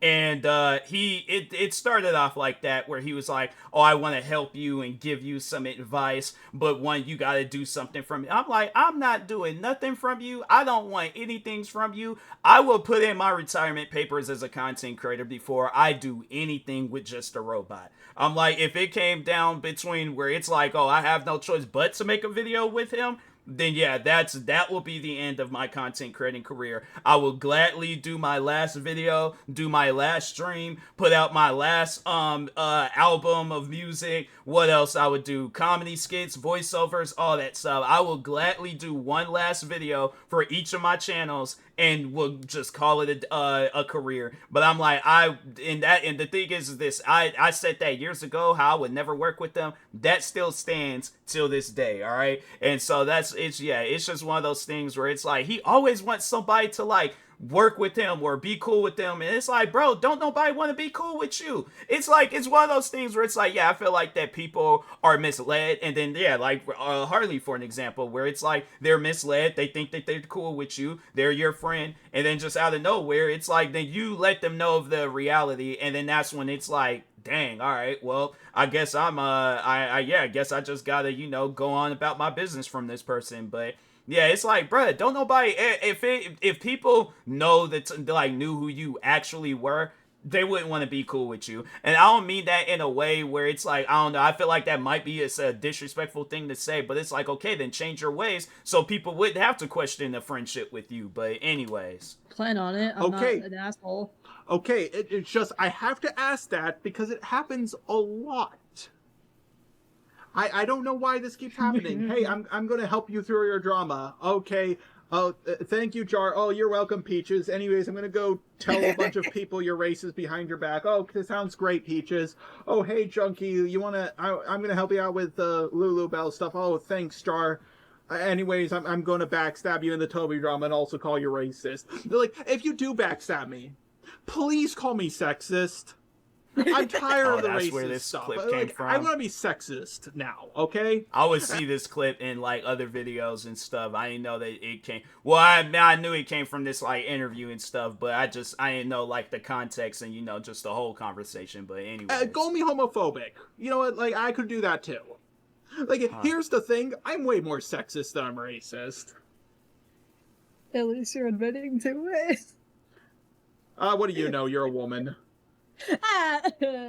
Wow, journalism. And that's the interview. A total waste of time, and most of the 40 minutes felt valueless to me outside of demonstrating how incapable he is of handling a situation of this scope, with childish immaturity that really clashes with the actual tone of the conversation. What came after this video, though, was where the scope of this situation shifted. Chud Logic, another creator covering this situation, made a stream looking over all of the DMs between Just a Robot and Synnibear. In these conversations, he can be seen acting in a way described by many as romantically towards her. In these messages, between what we've discussed so far in this video, is a selection of DMs that line up with a lot of what I know about Jar that has not been put on the internet thus far. A prime example of this is his "want to see my cock" message that I can confirm he sent to practically every AFAB I know. I'm not kidding. It's really weird. Great, now Harley is coming into this. It's going to be a hard, long, uphill fight. I just finished my recording for all the parts I'm going to change about my video on you. Oh, there I am again. Hi. Want to see my cock? In the middle of a conversation and out of nowhere, a comment like this is so out of place. But particularly here, it's a concern because the individual he's talking to is facing allegations. This is not immature behavior. It's downright immoral. Want to VC? I just need a few more things to know from you. Oh, I thought you were going to be... Will I be able to help with that? Let's find out. I just need someone to chat with the... Oh my god, no, it's getting worse. Let's find out. I just need someone to chat with as I drift off to sleep. You can say no. Okay. He is 100% cooked now. That is, bro. He is fucked. Yeah, I seeing that, I was like, wow. And yeah, this had to have been, it was like, because it says 10/7. I don't think it means like, July 10. No, it's October 7th, where it's like, you knew, because I'm trying to think, when did he start getting called out for stuff? I think it had to have been sometime after this, and then it was sometime, it was like with Synnibear, she got called out earlier in 2024, right, or whenever and things, so it's like, this had to have been after. He can't say like, oh, this was before, like, all the different things that happened, because it's like, wait, you didn't really know about her until all this stuff has started coming out about her and things, so it's like, that's just, man, that's just sad. And that's something where it's like, it's not like, I guess, you going over to her house, like, doing the nasty with her, but still, it's like most people in a relationship is not going to have a conversation like this with somebody else, and that's just something where I'm like, it's just, that's just weird, man. That's a weird thing. Like I said, to his girlfriend, whoever she is, it's like, fam, you really have to sit down and think about it. If you're somebody, all right, that wants to have kids one day, do you really see Just a Robot being a father? Like, that's something where I'm like, that should be like a straight snap, like, whoa, wait a minute, like, okay, like, I can't do this. Like, I don't want this to be the parent that goes to my kids to like them like student conference things, and then they're all like, well, your kid, he's known for saying some inappropriate things, and then Just a Robot, I feel it, man, and it's something where I'm like, I would feel so bad for that teacher, but I feel like that he'll be at the student-led conference, and the teacher will be all like, yeah, he asked this girl, do you want to see an inappropriate, part of his body, and then Just a Robot was like, well, I don't see anything wrong with that. I mean, I would say, that's how I met his mother and things. It's like, yep, I see now how this kid got the way that he is, and I truly feel bad for him. I'm like, may God have mercy on his soul. But yeah, overall, it's like, it's one of those things where it's like, if to whoever his girlfriend is, okay, like let it just snap in your head like that.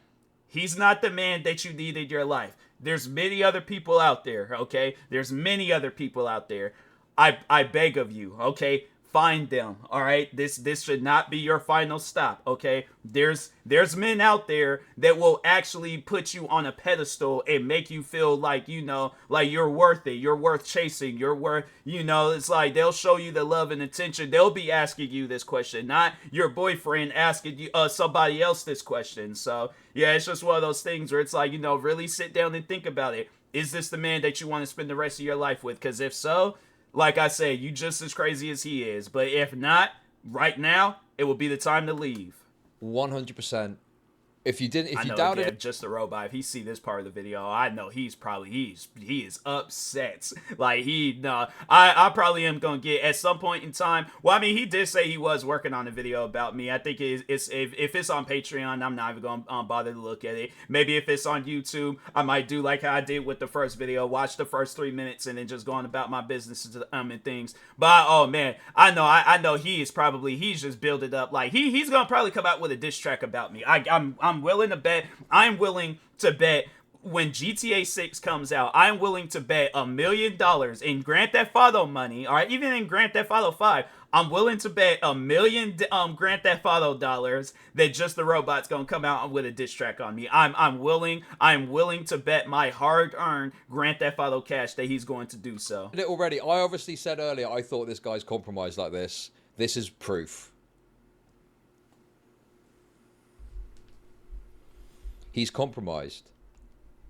I mean, yeah, no, he has got some sort of weird attraction to this person now, and he wants to talk to them to drift off to sleep.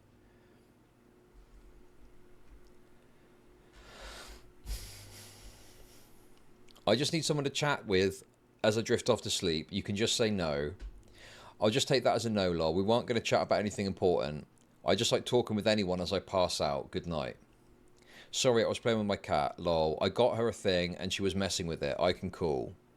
He introduces the idea of having a call with her because he needs to know some more information about her allegations, only to pivot to wanting a call with her because he would like to go to sleep during their conversation. Clearly, his intention here was to bait her into the call under the pretense that there was a serious conversation to be had about the fucking groomer allegations that she's facing, and then when she's in the call, spin it as if he was just being casual all along. That last message though, I'll take that as a no lol. We weren't gonna chat about anything important. I just like talking with people as I pass out. Good night. 3 minutes after starting the call. Reeks of desperation. How embarrassing. I don't understand why he would even share these conversations with a creator criticizing him. Does he lack the self-awareness to realize both how bad these look and how embarrassing they are for him? Can I call? In a bit I'm closing. I'm going to pass out now. My bad. How much longer? Another call. And just to clarify, that was not the only sleep call either. Again, sorry if I overwhelmed you with the topic. I'm a gold medal complainer. It's cool you're going through a lot, and I'd like to know, Kat. That's crazy. Yeah, Chud Logic. So I just remember when all this stuff was, you know what, it's actually funny, this person right here, I Bully Bullies, this was the person that that was trying to get me to have a conversation with Just a Robot. And I pretty much said no. He did apologize for the stuff that he said and did to me, but if you guys remember me saying that there was a YouTuber that was like, oh, I'm watching your every move, you can't escape me, or hey, you can't escape, he was the guy. It's just weird how I just, just locked in with his name like that and things. But yeah, Chud Logic though, like I do remember when all this stuff was going on, and people were commenting, talking about like, oh, Chud Logic just ended Just a Robot's career and stuff. And I'm like, what is going on? Like, what was people talking about? Then that's how I got introduced into all this crap. And I was like, wow, this is, dang. All right. Yeah, I mean, like, I didn't realize, like, this was, so I was thinking along the lines, like, he said or did something to Chud Logic, because that was something I will always say about Just a Robot, is that there's going to be a day where you cross somebody, and they're just, it's going to be bad for you. And then that's when I seen, like, why, and I'm like, hold on, wait a minute, timeout, flag on the play, 10-yard penalty. Okay, like let's see what's going on right now. And then when I seen that he's getting called out right now for defending a pedophile, I'm like, no. Let me clean my glasses real quick, like let me look at this. I'm like, oh no, I am seeing this correctly. So yeah, it was something where I'm like, man, I just don't get how you look at that, and it's like, yeah, that's normal. And then with this, it's like, yeah, then the messages, I'm like, yeah, again, Just a Robot's girlfriend, okay, right now, I think it's about that time, okay, like definitely download Tinder, Bumble, Humble, whatever, wait, is it, no, because they got Bumble, then is there a platform called, regardless, get humbled, and then, yeah, find somebody else, but anyways. Okay. It's just... It's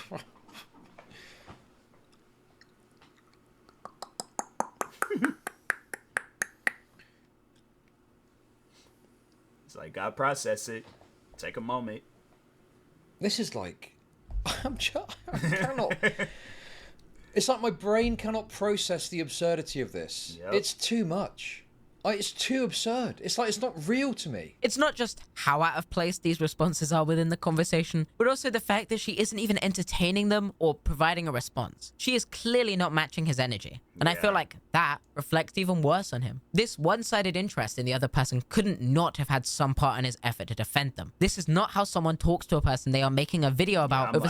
I don't even send messages like that, but if I can see that the conversation is one-sided, I stop engaging. I'm like, because this stuff I'm like, and that's stuff like that didn't happen to me before, where I'm sitting down, I'm talking with somebody, and then they're all like, oh, cool. I'm like, oh yeah, that's nice. I'm like, oh, that's a cool story, bro. And I'm like, all right, well, I'm gonna go ahead and take my business elsewhere. I'm like, I've done that with both friends and family, and I'm like, yeah, if I find myself not overall, like, just, yeah, not so much as not feeling wanted, but just, yeah, overall, if my presence is not needed, then yeah, it's one of those things where I'm like, all right, I'm like, I'm gonna stop engaging in this conversation and things. It is stuff where I'm like, I be putting it to the test. I be doing it to them very same people, and they come to me and they are like, oh, like look at that, like, oh, I gotta tell you about. I'm like, oh yeah, that's cool. It's like they just put my head down right back in my phone and just be acting like I'm doing something and things. But I'm all like, yeah, it's like it's stuff like that where I guess like on some normal stuff, yeah, don't do that to people. But on some weird stuff like that, I'm like, yeah, you got the green light to I guess like keep the conversation short and things, because that's just weird. And it's like, and then on top of that, where it's like, if she knows, if Synnibear knows that, and that's probably what it is too. If there was like prior DMs or just messages that we hadn't seen where we overall, or like she overall knew that he had a girlfriend, that's probably why she wasn't engaging in that stuff. But if she didn't, then it's like, I find that just very disrespectful to the girlfriend, everybody except just a robot, where it's like, fam, you out here trying to play people. It's like, that ain't cool, bruh. Such disturbing allegations. Alright, mamacita. I'll hit you up when I get home. That being said, it's only by like 0.8%, so you should be good. By the way, you're going to make a thumbnail for the video. I wanted to ask what you wanted for the thumbnail because I don't have an idea. How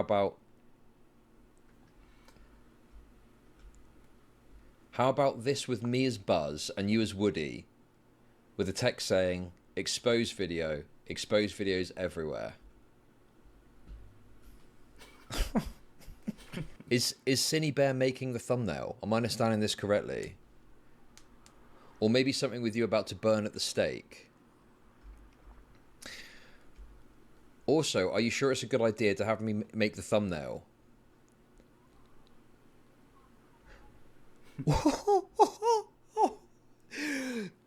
Synnibear is pointing out the problem with this. Also, are you sure it's a good idea to have me make the thumbnail? It might make bad faith actors assume the worst before even watching a video. I feel like my style is pretty recognizable. I will only be one of the 3 thumbnails that I'll use. I'm sure people will think I just took some stuff from your videos and made it. Don't worry, I'm sure people won't notice this very obvious conflict of interest. Don't worry about it.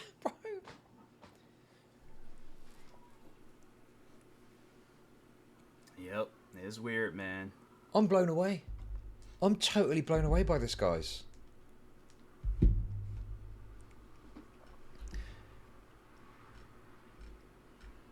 Dude, he's sending his Ransona. He's sending his Ransona, bro.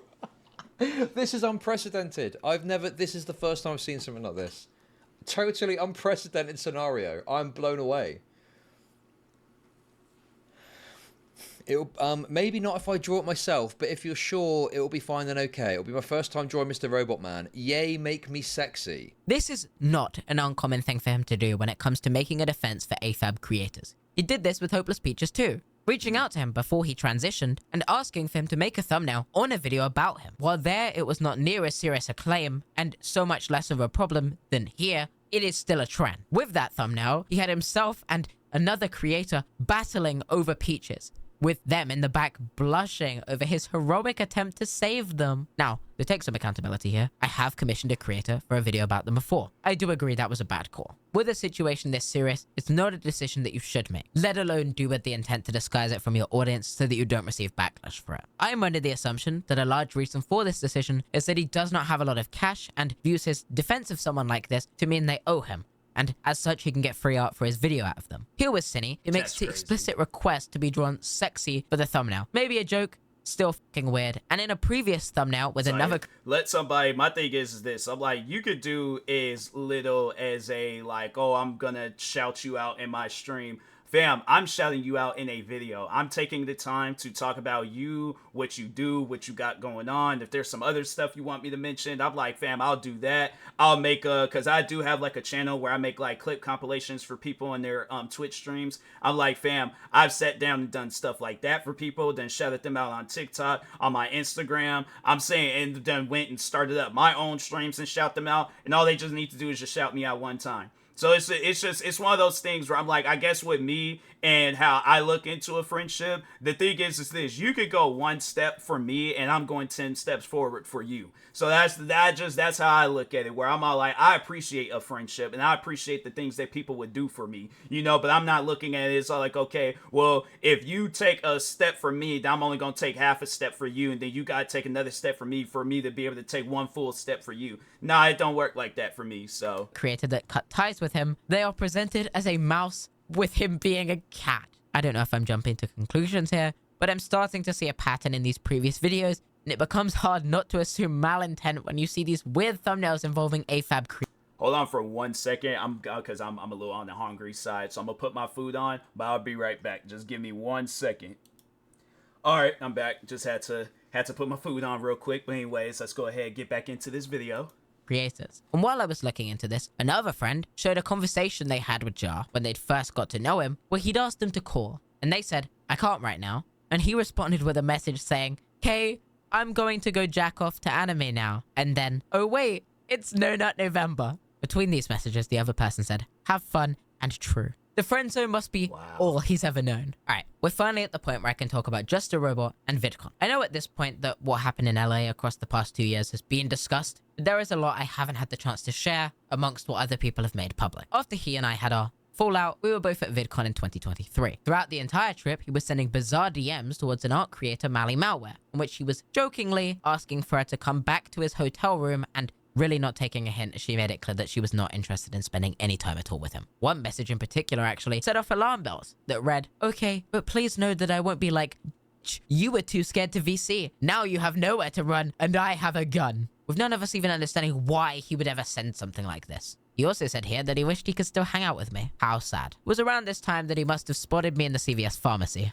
I'm still not over that. Then, during VidCon, somehow, when another of my female friends, Ponder Sprocket, was alone, he came up to her and, well, I'll let her speak for herself. I don't exactly remember what got us talking, but I was chatting with this older woman who was sitting beside us. We were under this really nice gazebo area down by the food trucks. She mentioned My something- question is, it's like, so does he, I guess, like, I would ask, like, did he know what you had, like, what you look like, or, like, has he seen your face before?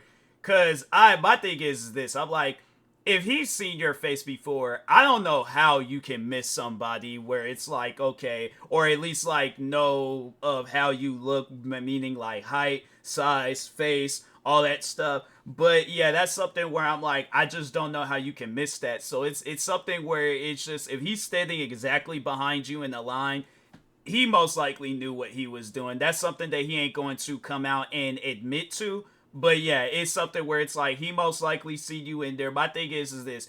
Anytime, whether it's a friend of mine, whether it's a family member, if it's somebody that I have issues with, I will be able to recognize their face out in public. I'm not going to be like, oh, I'm just unaware, like just, you could just be right here. I'm like, oh, I'm just unaware of where you're at right now. Like, come on now. Something about her granddaughter really liking stickers, and I was like, oh, I have some stickers, would you like one? After I handed her one of the little triple octopus stickers, she asks, oh, do you have a channel? And I'm like, yeah, it's called Ponder Sprocket. She thanks me, gets up, and wanders off to go meet up with whoever she came to the con with that day. All done, right? Well, unbeknownst to me, there was someone sitting a little farther down on the sofa she'd been seated at, who, I guess, overheard the name Ponder Sprocket. So and even with this situation, it's like thinking about it, if he knows what this YouTuber, what she looks like he's seen her face before, you don't just so happenly just be sitting next to them and things. He knew what he was doing when he went to them VidCon events. The thing is this,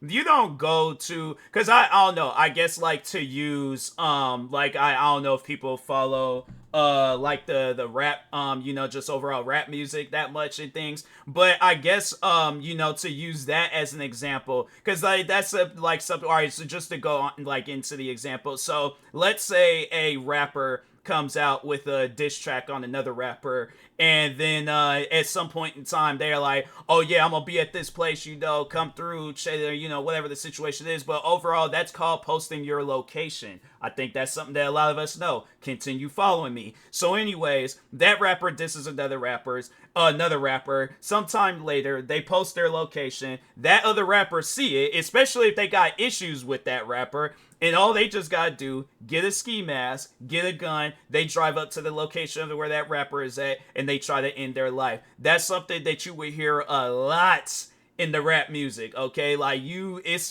one of those things where it's like, if you follow Chicago rap music a lot, bro, I'm telling you, it's like pretty much, yeah, it's one of those things where I think if this YouTuber would have been by herself, or it would have been in an area where it's like it's not all that popular, something would have happened to that YouTuber. So that's why I'm like, I just don't think you just by random just so happenly sit next to a YouTuber. It's like, look, people, they might say that as a saying like, oh yeah, small world ain't that small, bruh. I'm like, it is not that small at all. So that's one of those things where it's like, I imagine, unless the event was like this small event and things, and like everybody see everybody. If not that, it's like, fam, come on now. And we're talking, if it took place in the state of California, I imagine they probably got a big enough venue. I don't know. I ain't never been to no VidCon event, but I just find that extremely hard to believe that you just so happily just by weird coincidence, you sat next to this YouTuber and stuff. So, and it didn't take her having to say her name out loud and stuff. You most likely knew. And I think that's probably why she mentioned that too at one point in time, where there's this like big giant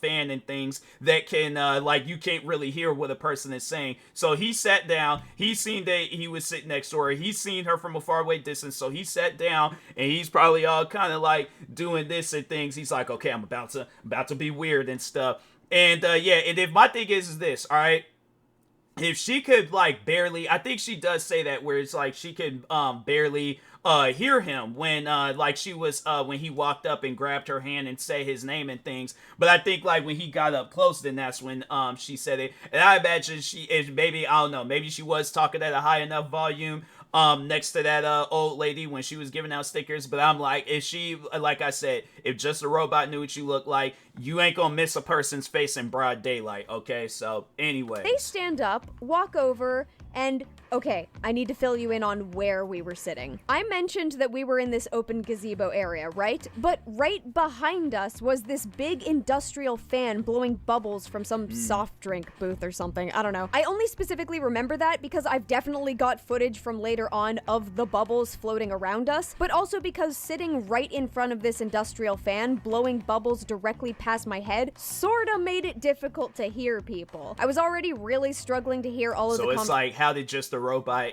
manage to hear your name get said out loud and stuff? If there's this like this fan, I guess that's making people hard of hearing. That's what I'm saying.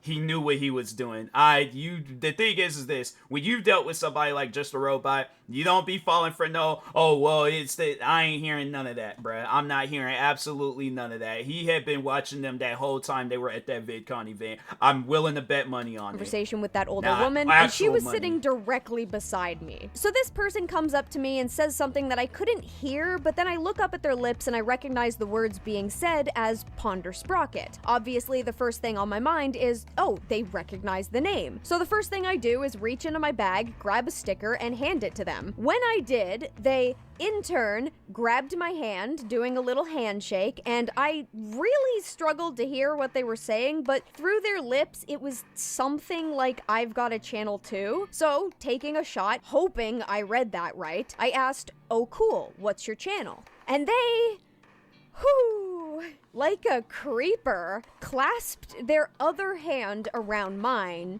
leaned in, and said, the name of the channel creator I was supposed to be on the lookout for. Yeah, that's the thing where it's like, and again, referencing, you know, rap music, and then just like that, overall, like just that like when people are like, you know, when they be going after, they call them ops, okay?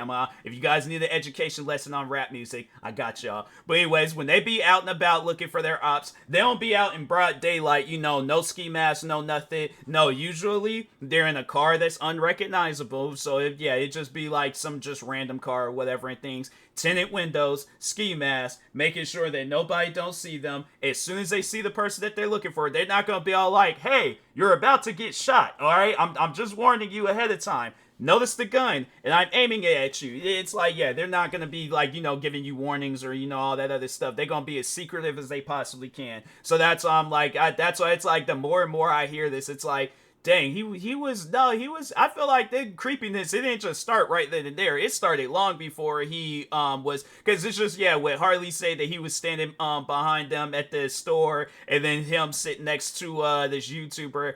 I don't believe, like, oh, it's just weird coincidence. Another thing that you have to know about me is that I'm not particularly good at hiding how I feel. Like, if I don't like you, you're probably gonna know that I don't like you. I will just sort of blurt things out that are on my mind in the moment. In some instances, that blunt truthfulness is appreciated. In other situations, it does not work out for me. Like the time I told a chronic liar that I didn't believe them. Oh lord, that was an experience. So, just try and guess how someone like that would react to a situation like this. Before I could even properly process what this person had said, my mouth screams out, "Oh God!" I don't know what that said to them in the moment, but after I yelled that, again, like a creeper, they squeezed my hand, smiled, and then walked away. And I'm just sitting there like, what the just happened? Was that real? Did I pass out? Am I hallucinating? Paragon later told me that they were seated in a better position and could actually hear them. According to them, not only could they recognize their voice, apparently this creator was also putting on some phony accent, which just turned into an extra level of this can't have been real. It's too stupid to be real. I'm not usually very good at explaining my emotions. And it's like, there's even another situation I heard where there was, I don't know if he was just like somebody that was associated with rappers, but he was going out, performing like hits and trying to like, not like hits like hit music, but like hits like he's trying to take a person's life type hit. But no, there was even a time where the guy, from what I remember watching in the video, they said that the guy pretended to be homeless, so he's like laid out on the ground. But as soon as the I guess like rival gang members / rappers or whoever had walked past and stuff, he got up and started shooting at them, pretending to be homeless. So yeah, it's just hearing that part where she was like, yeah, he's going around with some fake accent, because he most likely don't want people to recognize him, because he knows immediately they're gonna be like, no, I don't want to be bothered with you. So he's gonna wait until he gets right up then and there, and then gonna do some old weird creepy stuff. But anyways, I find that highlighting what my body is physically experiencing in the moment is easier than trying to articulate this nebulous, unmeasurable, unseen feeling. In that regard, I find that comparisons work out pretty well, and after thinking about it for a while, I think an event from later on in the trip helps to adequately explain what this experience elicited emotionally. It was like a cockroach crawling across your hand, taking you by surprise with a disgusting, probably disease-ridden creepy crawly that I'm specifically adverse to because I'm allergic to them. At least that's the best comparison that I could come up with. And some of you might be thinking, oh, that's the funny part. The funny part was the experience. No, the funny part is the context around it. See, 5 minutes, maybe not even that, after this person walked away from us, the other people that we were hanging out with at VidCon came to meet up with us in that exact spot, including the people this creator was looking for. The funny thing is that if they hadn't introduced themselves to me, showing a person who otherwise wouldn't have been able to pick them out of a crowd exactly what they looked like, and they just sat there for a couple extra minutes, they would have had the exact people who were trying to avoid them walk right up to them, none the wiser. I guess doing whatever purpose that served was more important, which is so funny that it ended up being the greatest part of the whole trip. Finding out about the accent later on makes me think that this was supposed to be some means of turning me into the butt of a joke, but I will absolutely take that if it means this idiot missed out on cornering the people who were trying to avoid them. If I can't protect my friends with my physicality, I'll protect them by being a dork. It all works out in the end. I think the context in mind that I and multiple people in this group had made it clear that we did not want to be around him. For him to come up to a member of our group when they happen to be alone and then use a fake accent and avoid mentioning his name until he literally has their hand gripped is more than a f***ing problem. Fast forward, 2024, VidCon again. I crossed with him in the convention hall, and I had the instant realization of, oh sh**, he's here, as I recognized him from a photo I'd been sent just a few minutes prior by another creator who let me know that he was at VidCon. I don't think he spotted me here, but an hour or so later I was walking the downstairs hall, and it was there that I scoured the area, met eyes with him, and then my fight or flight went crazy. He was speed walking towards me and the group. You can actually see this in some of the footage that Ponder captured of us. The fear on display here is so visible. I didn't even know this reaction was filmed until literally today, as I am recording this video, but I'm so glad that it was. Oh, really? Everybody else thinks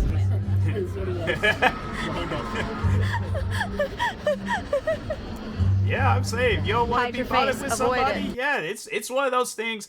I just remember, like, back when I was in school, there was this one girl that used to live in the neighborhood where she, me and her, we didn't see eye to eye. So I remember I was hanging out with my friend one day in front of his house. The girl, for some reason, decided, like, oh, I'm going to follow him over to his friend's house. So anyways, she's standing at the other end of the street. And I'm like, I kid you not, she's standing at the other end of the street waiting for me to walk by, because she knows I'm going to walk down that street and stuff. So anyways, because it was like, the street, like, led to this, like, main road and stuff. So I was like, oh, okay, cool. Regardless of the fact, I'm still going to be heading home and things. So anyways, she makes the dumb mistake of turning her back to make it seem like that she wasn't paying attention to me and stuff. So I looked at my friend and I said, when I have the moment to, I'm booking it back up this hill, all right? So I had the moment to. She turns. She's not looking at me anymore. When I tell you, you would have thought my friend was holding one of them, like, track guns and shot it next to me, because I darted. It was like this small hill, but I darted up that small hill.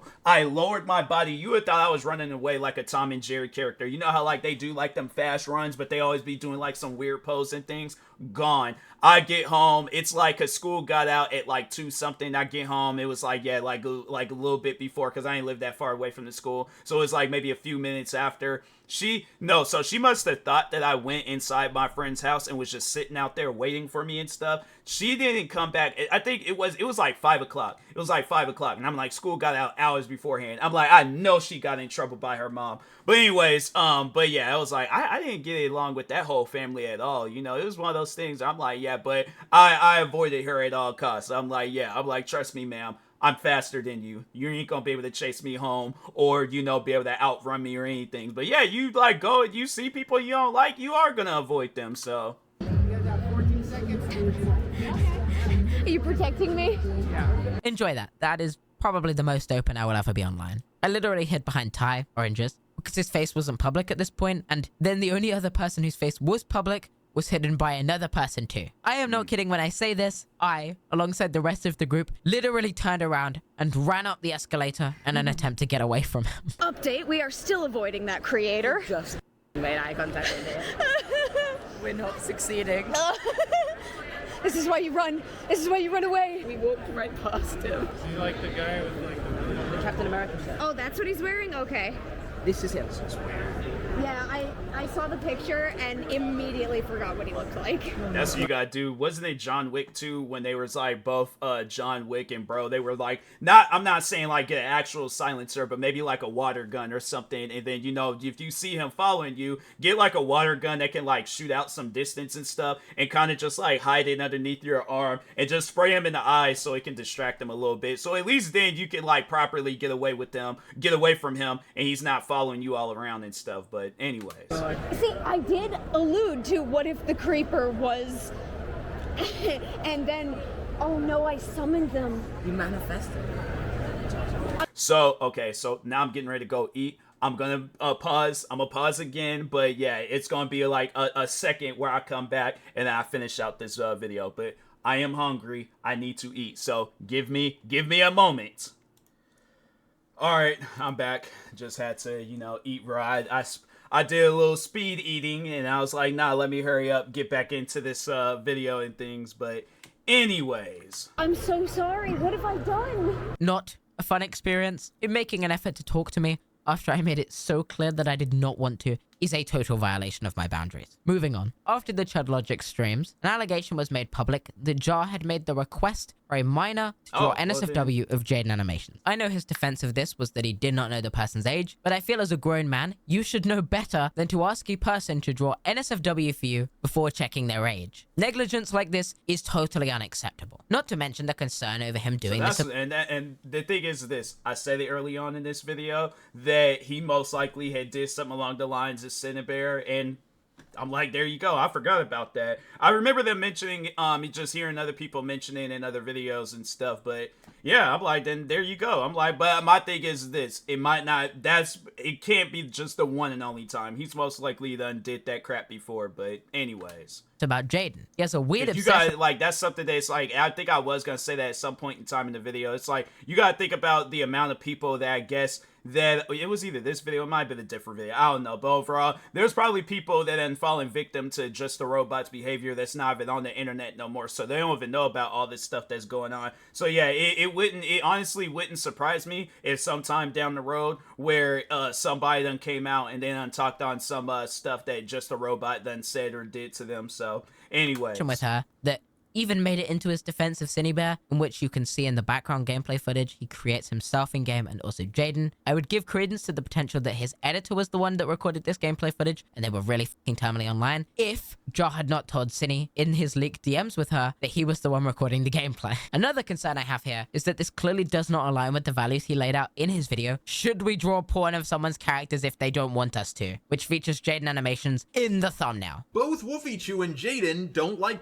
being drawn of their characters. Now, I will say that, embarrassingly, Jaden Animations is kind of my YouTube crush. Of course, she's way out of my league, and I'm not talking about the real her, I'm talking about her cartoon character. I don't even think there's a more pure person on YouTube. Like, what controversies has Jaden even been in? Hell, James has been in more controversies than her. Obviously, I'm not the only one who has a crush on Jaden Animations. And a lot of people, and I mean a lot of people, have drawn of her. Now, to be fair, her avatar is thing to talk about with another creator. It's like yeah, that's one of those things where I'm like, if this Jaden animation person, if just a robot ever DM'd you and you ignored it, or I guess never really fully engaged with them and stuff in a conversation, that ain't even like you dodged a bullet. You dodged that atomic bomb that Oppenheimer created. It's like you dodged a lot. And I'm like, man,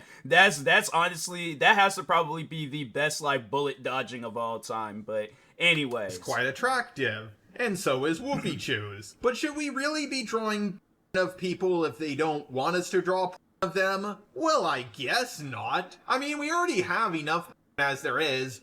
And I myself don't draw, so it's not going to hurt my business in any way. Also, just a side note, if anyone wants to draw porn of my character, go right ahead. But at the same time, I kind of cringe when I see these people being way too grandstandy, making their videos saying things like, if you draw of people they don't want you to, that's completely unacceptable. Or people saying this or that person don't want drawn of their character, even though all they said was, if you draw porn of me, don't tag me in it. There's a reason why Rule 34 exists. Rule 34, along with a whole bunch of— if a person don't want you to draw any explicit pictures of them, fam, don't do it.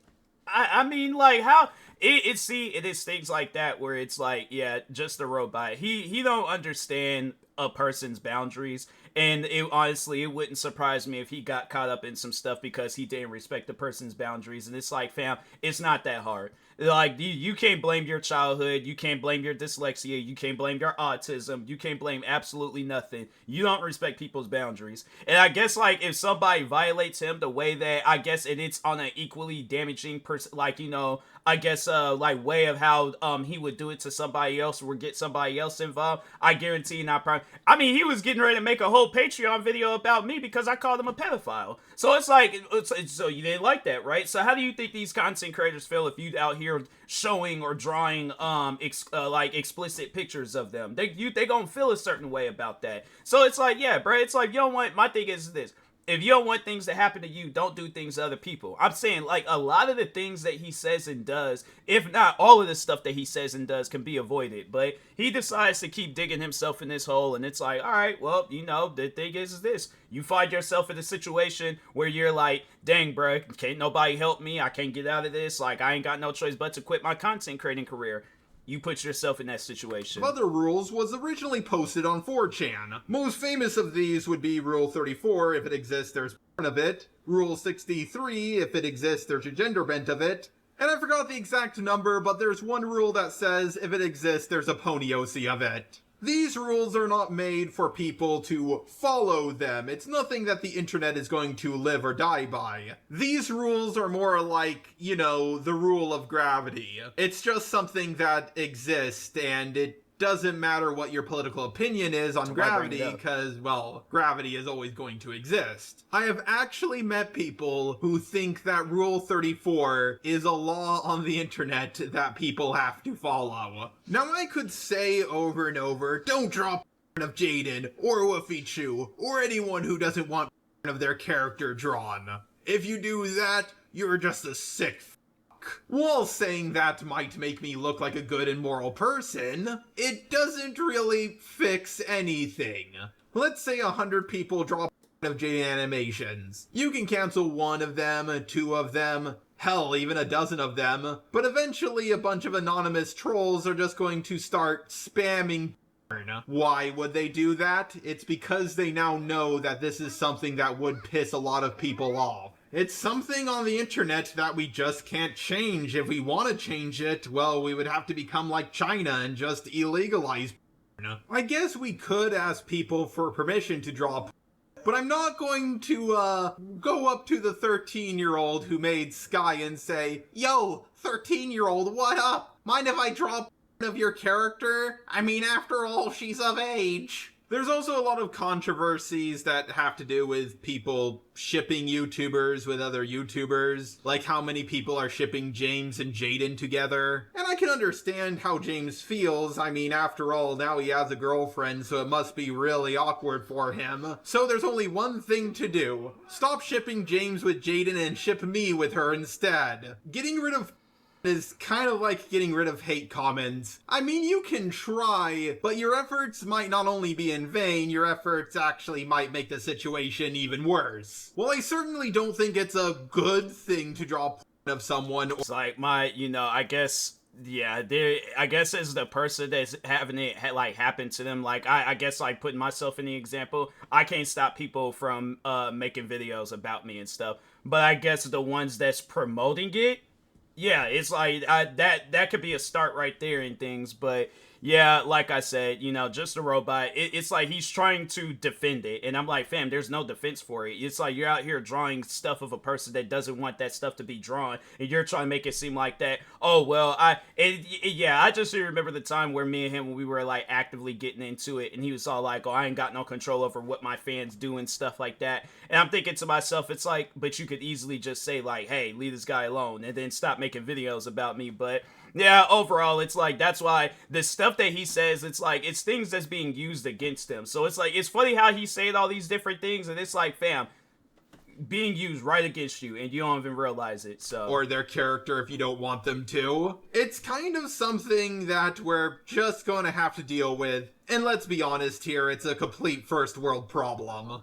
I know for a fact that if I got bigger on YouTube, I'm going to start getting shipped with a lot of different people. And if I have a girlfriend around that time, one can only hope, right? It's definitely going to make her feel uncomfortable. I remember the last time I heard from Anita Sarkeesian, that's a throwback, right? Ninja said he couldn't stream with any more females because it was making his girlfriend uncomfortable when people shipped him with them. And then Anita, of course, called him sexist for it. Should we draw of a character who is of age if a 13-year-old made them? I guess not. But once the ball gets rolling, it's near impossible to stop it.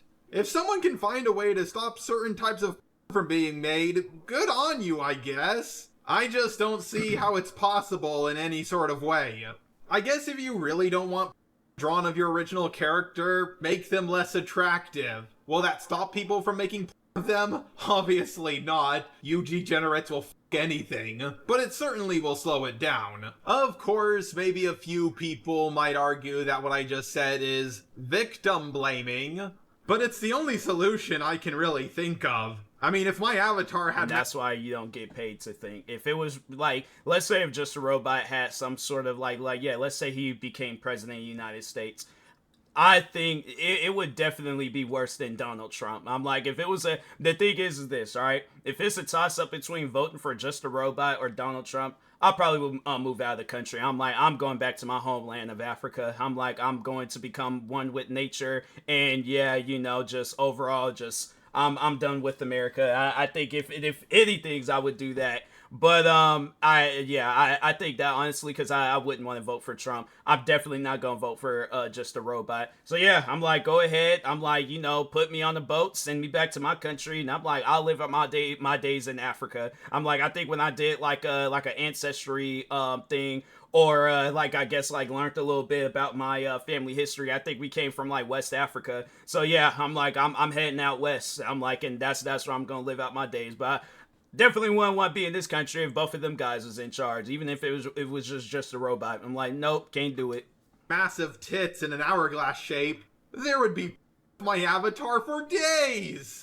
In fact, now that I think about it, I might go to the shop and get a few, you know, upgrades for my body. I know the hypocrisy of this is a footnote on a bigger issue, but this level of obsession cannot be normal. Well, that bridge is burned. Thank you for watching. I made a blue sky because Twitter is a waste of time now. Check me out over there and subscribe to the channel for more content in the future. It does suck making videos about people I've worked with in the past, or in the case of the robot, someone that I actually knew rather well. Within my private server, I made separate roles to remove him from channels because he made me and other people uncomfortable, and I thought he was a weirdo. But I feel that due to my proximity to him, it was hard to see where the line was on going from a weirdo to just straight up committing immoral acts. And in hindsight, I wish I never got the chance to know him. I like to see the best in people, but he's definitely had one too many chances for me to change. Drop the behind-the-scenes racist rhetoric, and stop the inappropriate comments to AFABs in my friend group. I can only forgive so much before I feel like an idiot for even trying in the first place. And here, the joke is most definitely on me. I knew him since I was so young, and his pattern of behavior was so frequent that I was almost desensitized to it. And now I'm left trying to make sense of how much I missed of it now, after he's turned into a anti-woke Disney tuber at 30, desperate for some traction on his dying channel, or somehow he still does not write a script for any of those videos that found a way to put me to sleep quicker than a 24/7 rain sound stream. I don't see a reason to pretend he isn't the clown that he 100% is anymore, or to use stuff and language to call him out for being the person that he is. I could go on, but I'm sure that whatever I could say has been said on another channel at this point. Much love as usual, especially to all my American friends and viewers with the recent news. It might not seem like it right now, but it will get better. Peace. Yeah, I'm like, to Harley, I'm like, I wouldn't even blame yourself. It's like a lot of times nobody don't really know, I guess, of a content creator until like they get to see them for their true colors and stuff. But it's like, this is what I overall mean though by like, if his fans seen their worth, and I don't know whether to call Harley like a former fan or, you know, whatever, but regardless, it's like somebody that was associated with Just a Robot, when they get to see their worth, they grow so much bigger than Just a Robot. And I would say, this is my first time sitting down watching a Harley TBS video. I would say that he is 100, or they're 100% much more mature than Just a Robot. So yeah, it's like if it was a toss up between Harley and Just a Robot running for this country, yeah, I'm like, Harley, you get my vote, you get my endorsements. I'm like, fam, I would literally do what Patrick did in SpongeBob. Maybe not, I'll do it clothed, because I'm like, I don't like being that cold outside, and I'm like, you know, flying, and that's just like a cold breeze. But yeah, I'm flying down and holding a sign up, all that stuff. I'm like, yeah, Harley TBS for president and things. But anyways, but yeah, if you guys haven't, make sure you guys go subscribe to Harley TBS, like, subscribe to me too, and I'll talk to you guys later. Thank you guys for watching, and peace.